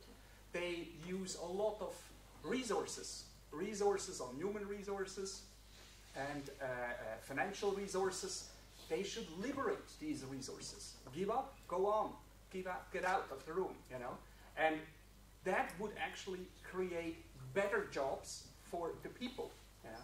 That's always, we say, when we talk at my own ministry, you know, of course there is a talk about how are the companies doing, but the company is only the vehicle. The real outcome is how effective earning power do people have. Yeah. Whether they have now, they are working in a micro company, in a small, medium-sized enterprise, in a big, large company, whatever. But at the end of the day, let's have the biggest salary for the most number of people. And then we get to that. And so the zombie company existence definitely points towards wrong regulation. That these they need to. And then we have the satisfied companies. I call them the satisfied companies. You know, Salvatore mentioned it, the family companies. Very often can be family. It does not have to be family-owned companies. But those are companies that have reached a certain size and they're happy with it. They're working well. Everything is fine. That's for me the most dangerous group. We have a lot of them in Switzerland. Highly successful companies, highly profitable, totally anchored in the world market, and there. However, those are for me this is the group at the biggest risk because with the digitalization and the transformation of technologies at this high speed, we see if the business model change and they are not prepared for that, they will go out of business very quickly, and that would be really the shaking the bedrock of our economy if that happened. And there is of course always a structural change. You know, some new come in, some go out. That's just normal. However, the risk comes when larger than usual number of companies are not able anymore to change their business model in a high-speed way, and that would be a real risk at hand. Then, yes, but of course also for the baby companies. This morning we had a presentation from UNCTAD, the whole registration question, the whole administration procedure. Here I would also make the connection to digital government. Digital government has a huge potential, in my view, to support small companies and medium-sized companies, young companies, not only to found a company, but also to do any other business. It's one of the best ways how to get rid of corruption. You know, no interaction with any person. That's extremely important. Then interruption gets very, very difficult. And corruption is a huge issue. That stops many economies, or not stops, but breaks down the speed that they develop. So digital government can be a huge point. But also high speed. You know, I mean, also in our ministries, it may take like 3 weeks, 1 month, 2 months until we have a permit. That's not necessary in today's world anymore. 90% of procedures are standard procedures, real standard procedures that would not need somebody looking at the paper and saying, "Oh yes, probably we should grant this permit." It's not the way. You know, that means we can automatize the procedures. So you make an application, and a half a second later, you have the legally binding permit in your inbox. That's the future where we want to go to. And yes, the evaluation, I can only underline what Salvatore said. The Working Party is working hard on this, and the framework, it has been mentioned this morning, should be updated on this, and I would really invite you also from the academic side to support governments and challenge governments in doing your own evaluations, and working with agencies and working with the data you have, and get these ex post evaluations out. If possible, randomized control trials, if not other stuff, but really, getting that message out from a neutral, more neutral perspective, not maybe completely neutral perspective, but a more neutral one than a ministry does. And maybe to conclude, I don't want to make it too long, so we have enough time for the question.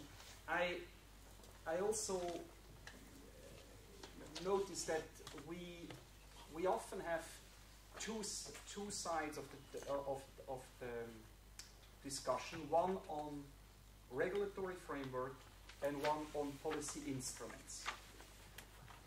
Regulatory framework means just the general laws applicable to everybody, and the policy instrument means like special support given, be it financially, non-financially, in all these various ways.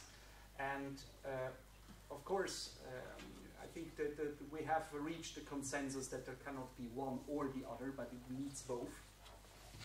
However, what my personal view on this is also that we, many times government want to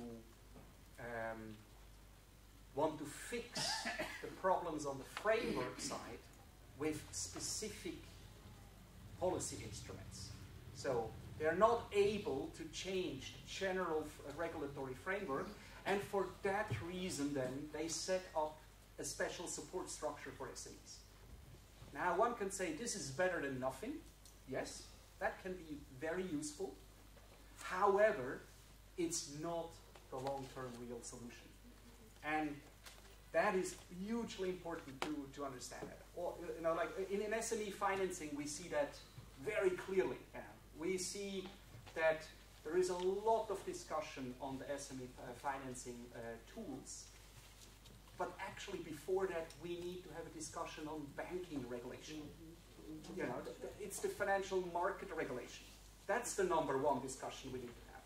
And then once we have fixed that, and there are still problems remaining, and probably we will not fix all the issues on SME financing, then SME financing policy tools can really come in and address these parts where the general regulatory framework cannot go for it.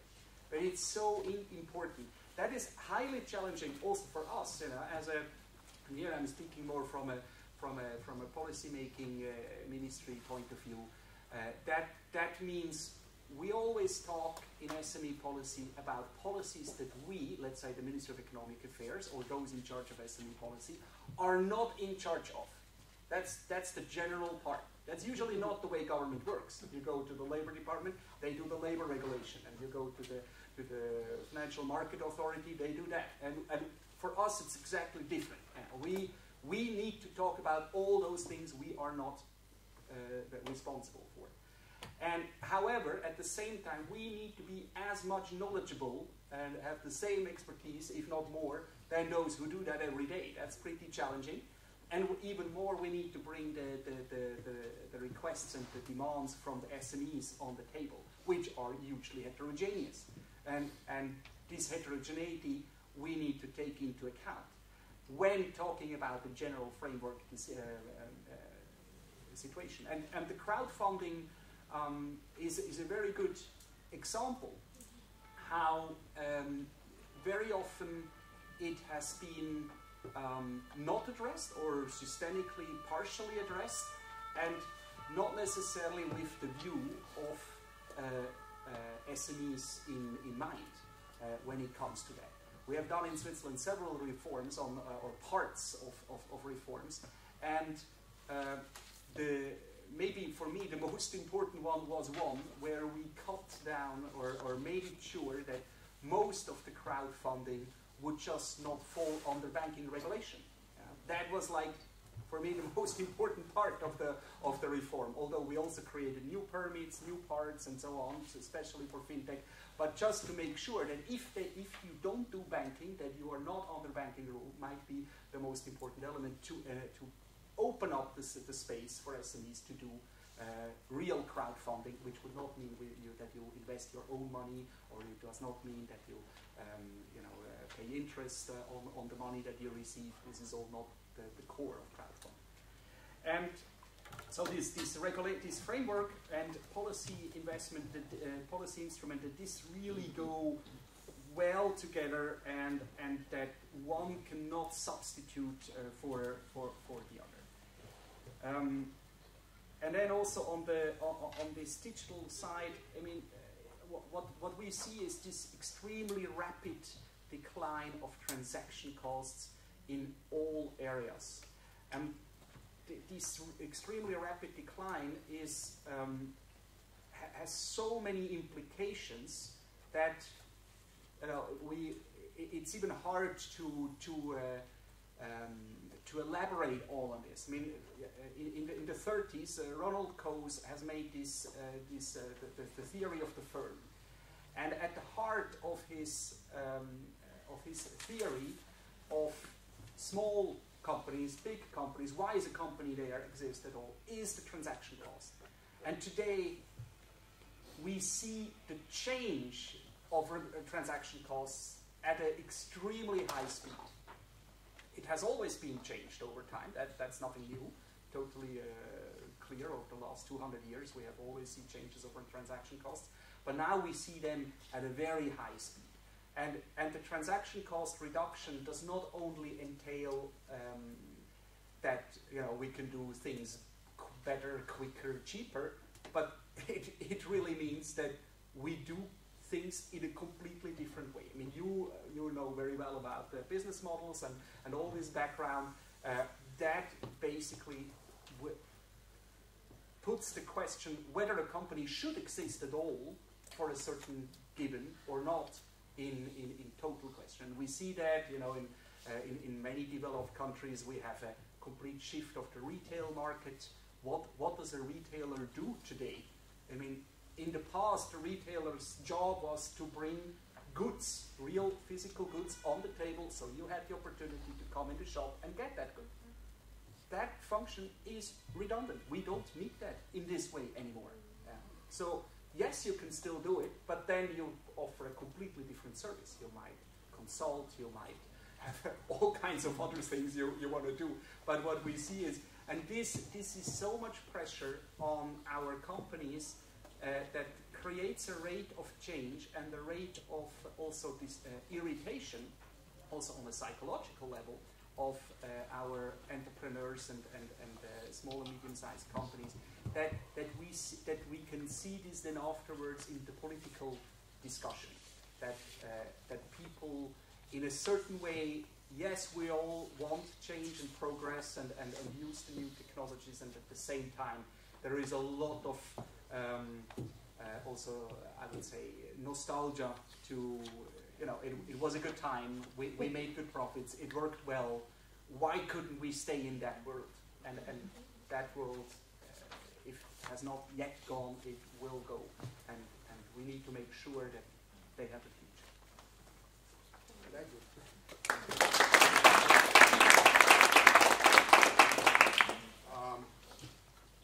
We've been talking about productivity and innovation, and Salvatore noted that both are declining, particularly in the SME sector.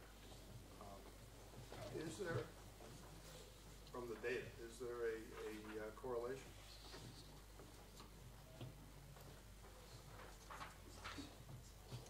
That's a curveball.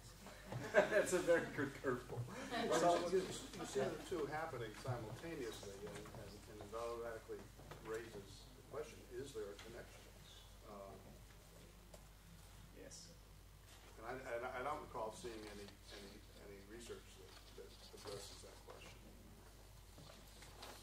Well, thank you. Well, it is in the sense a curveball that we we need to define closer what we mean with innovation.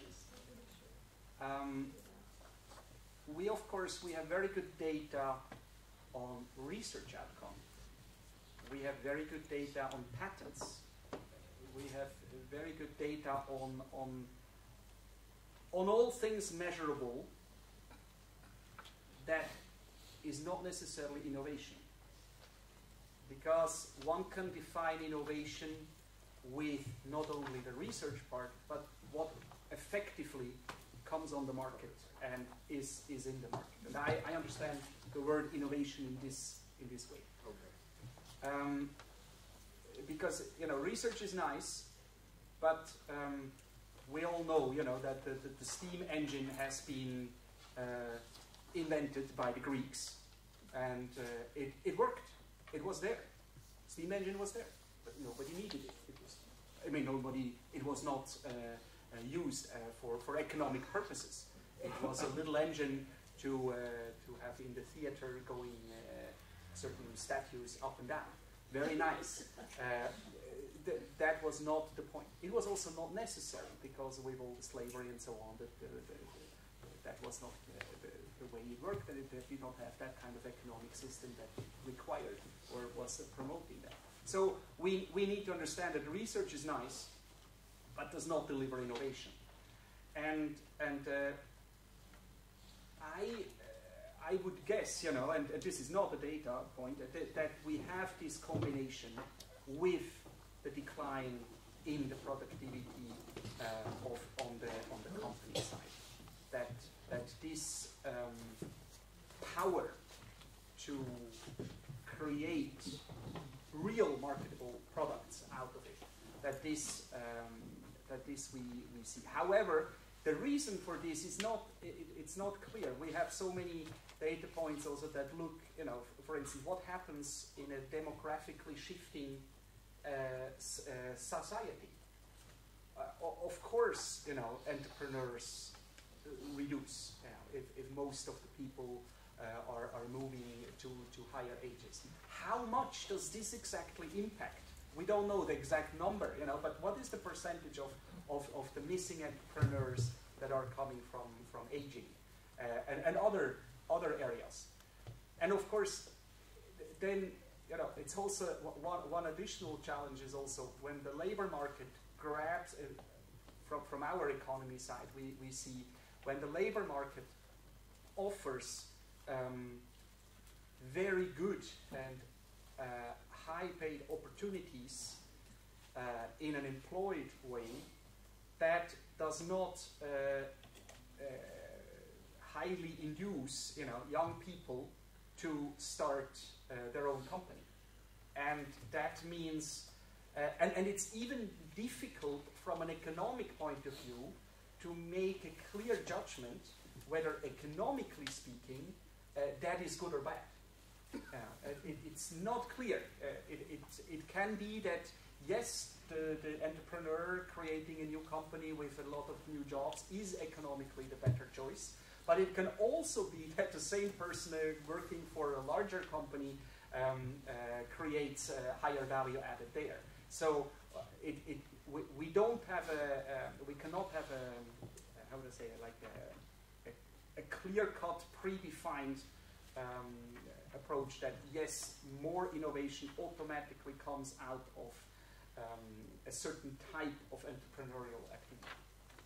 But I'm sure that Salvatore has a lot to add. Well, if I am called to answer the same question, first of all, I would say that I agree with what you said. In my presentation, I stressed this point at the very beginning when I said research quite often remains, the results of research quite often remains within the remit of a laboratory or university or research center. However, there are two dimensions in innovation that, in my opinion, call for more reflection. one has to do with the firm organization, and the other one with the marketing approach to the market. We have seen in these fields a fair amount of research that has been made public. I mean, you just peruse the Harvard Business Review, Stanford Business Review, and so forth and so on over the years, and you see plenty of articles on new approaches to management. But the real push towards changing management or market approach has come out from the technology itself and market competition.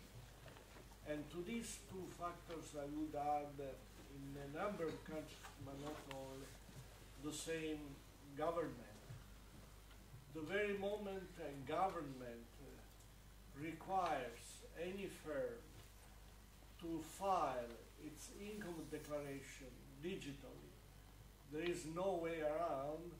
The small business has to master digital technologies to first to compile, and second to transmit and to interact with the IRS on this. And I have seen the same with e-invoicing.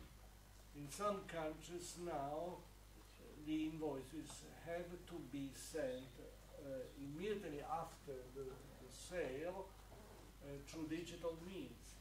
And this has been a major tool to, let's say, compress the unregulated economy or the so-called black economy.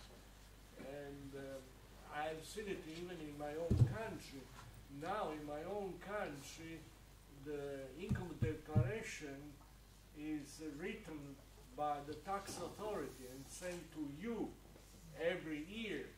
And you find everything, all you spent, for instance, on medicaments and other things that you can deduct, all you gave, let's say, charities and so forth and so on, which means that the government now controls such a large bundle of segments of the market and of the economy that is in a position to first to quantify the amount of tax evasion there is in a given country. Take, for instance, the value-added tax. Second, to identify the dark areas where some illegal activities are taking place, including funding of terrorism. Now you see that there is a group at the OECD that has been working for years on tools in order to spot this. What I mean by this, that innovation has many sides, and I, for one, am of the view that regulation has two sides. The accumulated regulation, which is part of the framework conditions for the firm to act, and the new regulation that is a tool for the government. The government does not necessarily have to use money, but can use regulations to achieve a certain level or rate of innovation. I mentioned e-government, Martin mentioned e-government. E-government is a policy tool. I use regulations, of course, regulation that has been accumulated over the years is part of the institutions that the firm has to deal with. And this two-side aspect of innovation has developed into what is now called smart regulation, regulation that optimizes the conditions. I would not imagine all interaction with government being digitalized in those real-time frames that Martin presented. And there are many reasons, but one in particular that we have seen in several countries, including my own, whenever small firms do not wish to comply with the regulation, or even local authorities do not share the regulation issued by the central government in many fields, they just lag in responding to the central government. For instance, building permit. You can file a request for a building permit in 5 minutes, but in order to get an answer in the following 5 minutes, you have to check a number of, let's say, conditions that are met. And one of these conditions is urban planning. Some cities have not issued the urban plan, thereby preventing a building license to be issued immediately, because in order to build on a given place, you must be in line with the urban plan or the territorial plan. And these are all ways in which you can escape this. But anyway, I would stop there. We've been talking up here for a while. Let me go ahead and open up the floor to questions, and they can be directed towards either Martin or Salvatore. Actually, sorry, but Austin, the minute I started talking, his hand started going. Okay.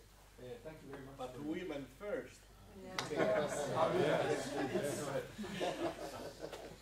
Sorry, I just wanted to be a bit naughty with what you were talking about, Salvatore. So I'm Tui, I'm from Australia, originally New Zealand. Oh, beautiful country.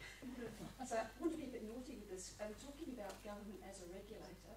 The other side of it is they're also a major client using small business. I just want to quote the hypothesis that that's actually a major area where they're also killing innovation. They're an awful client to deal with, the government. They don't pay you on time. They make you pay the rules.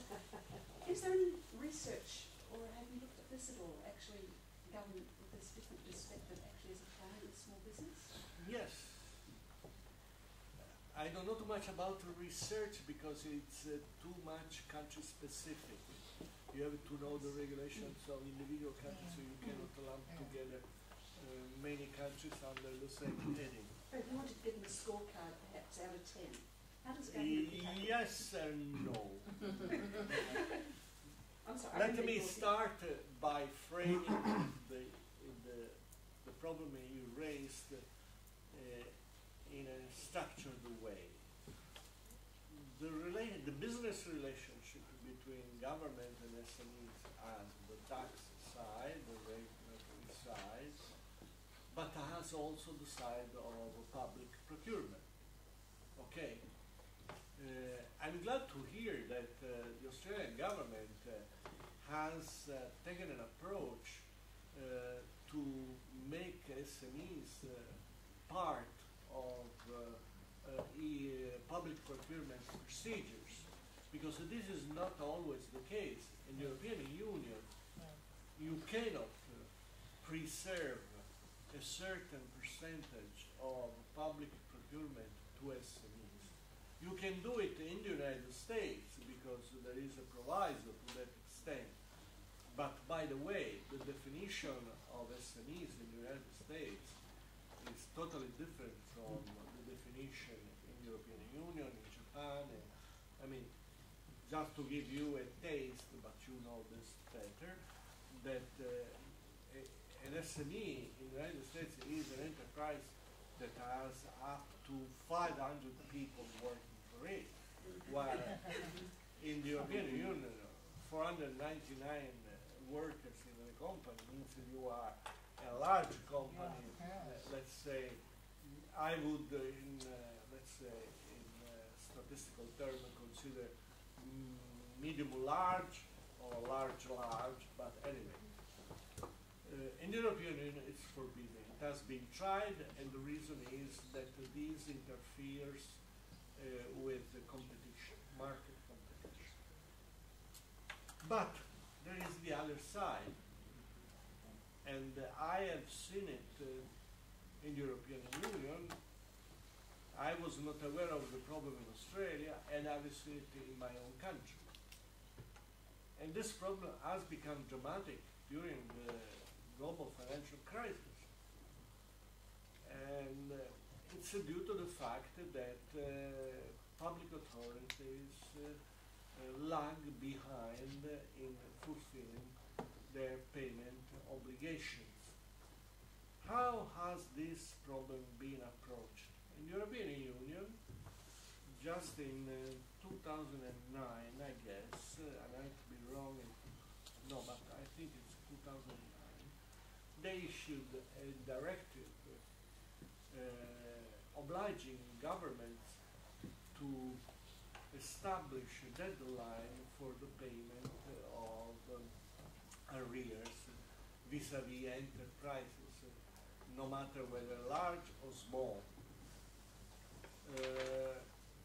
Not all the countries have been able to comply with this, because in some countries it was easy to do it because the deadline is 30 days from invoicing. In other countries it used to be 90 days or 180 days. You can imagine this. But there has been a shortening of this period according to the statistics that are published in some OECD publications, including the SME Financing Scoreboard, where they give data for, I don't know for how many countries, but I know for my own country, which was really at the extreme of delays in repaying obligations. Then, I mean, in France, compliance has been done almost immediately, but in a very short period of time. In Germany, the problem was not there, but in countries like my own, it was a serious problem because many small firms went out of business because they could not cash in from their credits. When you have a significant public budgeted deficit as a ratio of GDP, this always happens, particularly if a country is subject to strict rules on the limits of deficit to GDP ratios. How to address this problem? My initial answer was, if I am a small company and I want to sell to government, I have to factor in the price the cost of credit in order to fund the period of delay. But not all small firms are in a position to get such a financing. So the other avenue is trade credit. Trade credit means that you get credit from your, let's say, suppliers. You say, well, I sold something to government, the government has not paid me yet, so I delay paying you for this. But you just shift the problem, okay, which at the same time cast a doubt on your credit worthiness, because you are delaying payment to another business, this will come out in the records, so you just reduce your credit worthiness assessment. Third and final point, how you deal with that, which means what kind of sanctions or requirements you can introduce. There you have to split the problem in two parts. One is the accumulated arrears, and the other one is the source of new arrears. On the accumulated arrears, the government have to plan in their budgeting procedure, regardless whether it pertains to lower tier authorities, the implications of a multi-year program to get rid of these accumulated arrears. So it has to impose some sort of requirement for lower tier authorities to clean up the slate, and this will show up in the federal budget, because the federal budget can withdraw sources of revenues to the local authorities in line with this program. For the new arrears, requirements whereby new commitments cannot be taken without the authorization of the audit committee regarding the source of the funding of these new commitments. Of course, this can enter into conflict in the case of required services. If you have, like in my country, free medical services for everybody, including legal immigrants, it's easy to break, to say that the medical system broke. So at that point you have this conflict, which can be sorted out only at the political level. And I will stop there. Okay. I don't know whether I answered the question. All right, we are over. So, in the interest I of... have to rush to another meeting. Okay. Is that a good thing? And Ahmed had a question, so if you wouldn't mind asking... I would take as many offline. questions as you have. Okay. All right, so we're off to lunch? Yes, so just two updates here. If you want to leave your laptops or valuables, if you want to put them in that room, we're going to lock this room right here, so you don't have to carry it with you to the restaurant back, so you can just put it in that room. And we'll be back here exactly at 1:30 to start off the next session, and I'll do an announcement there. Let's give them a big round of applause, everybody. This is the first time that the two chairs of the working party had a session together. Lastly, do not sit next to someone you know. That's not the point. The point is to sit with someone you don't know. So if I see you sitting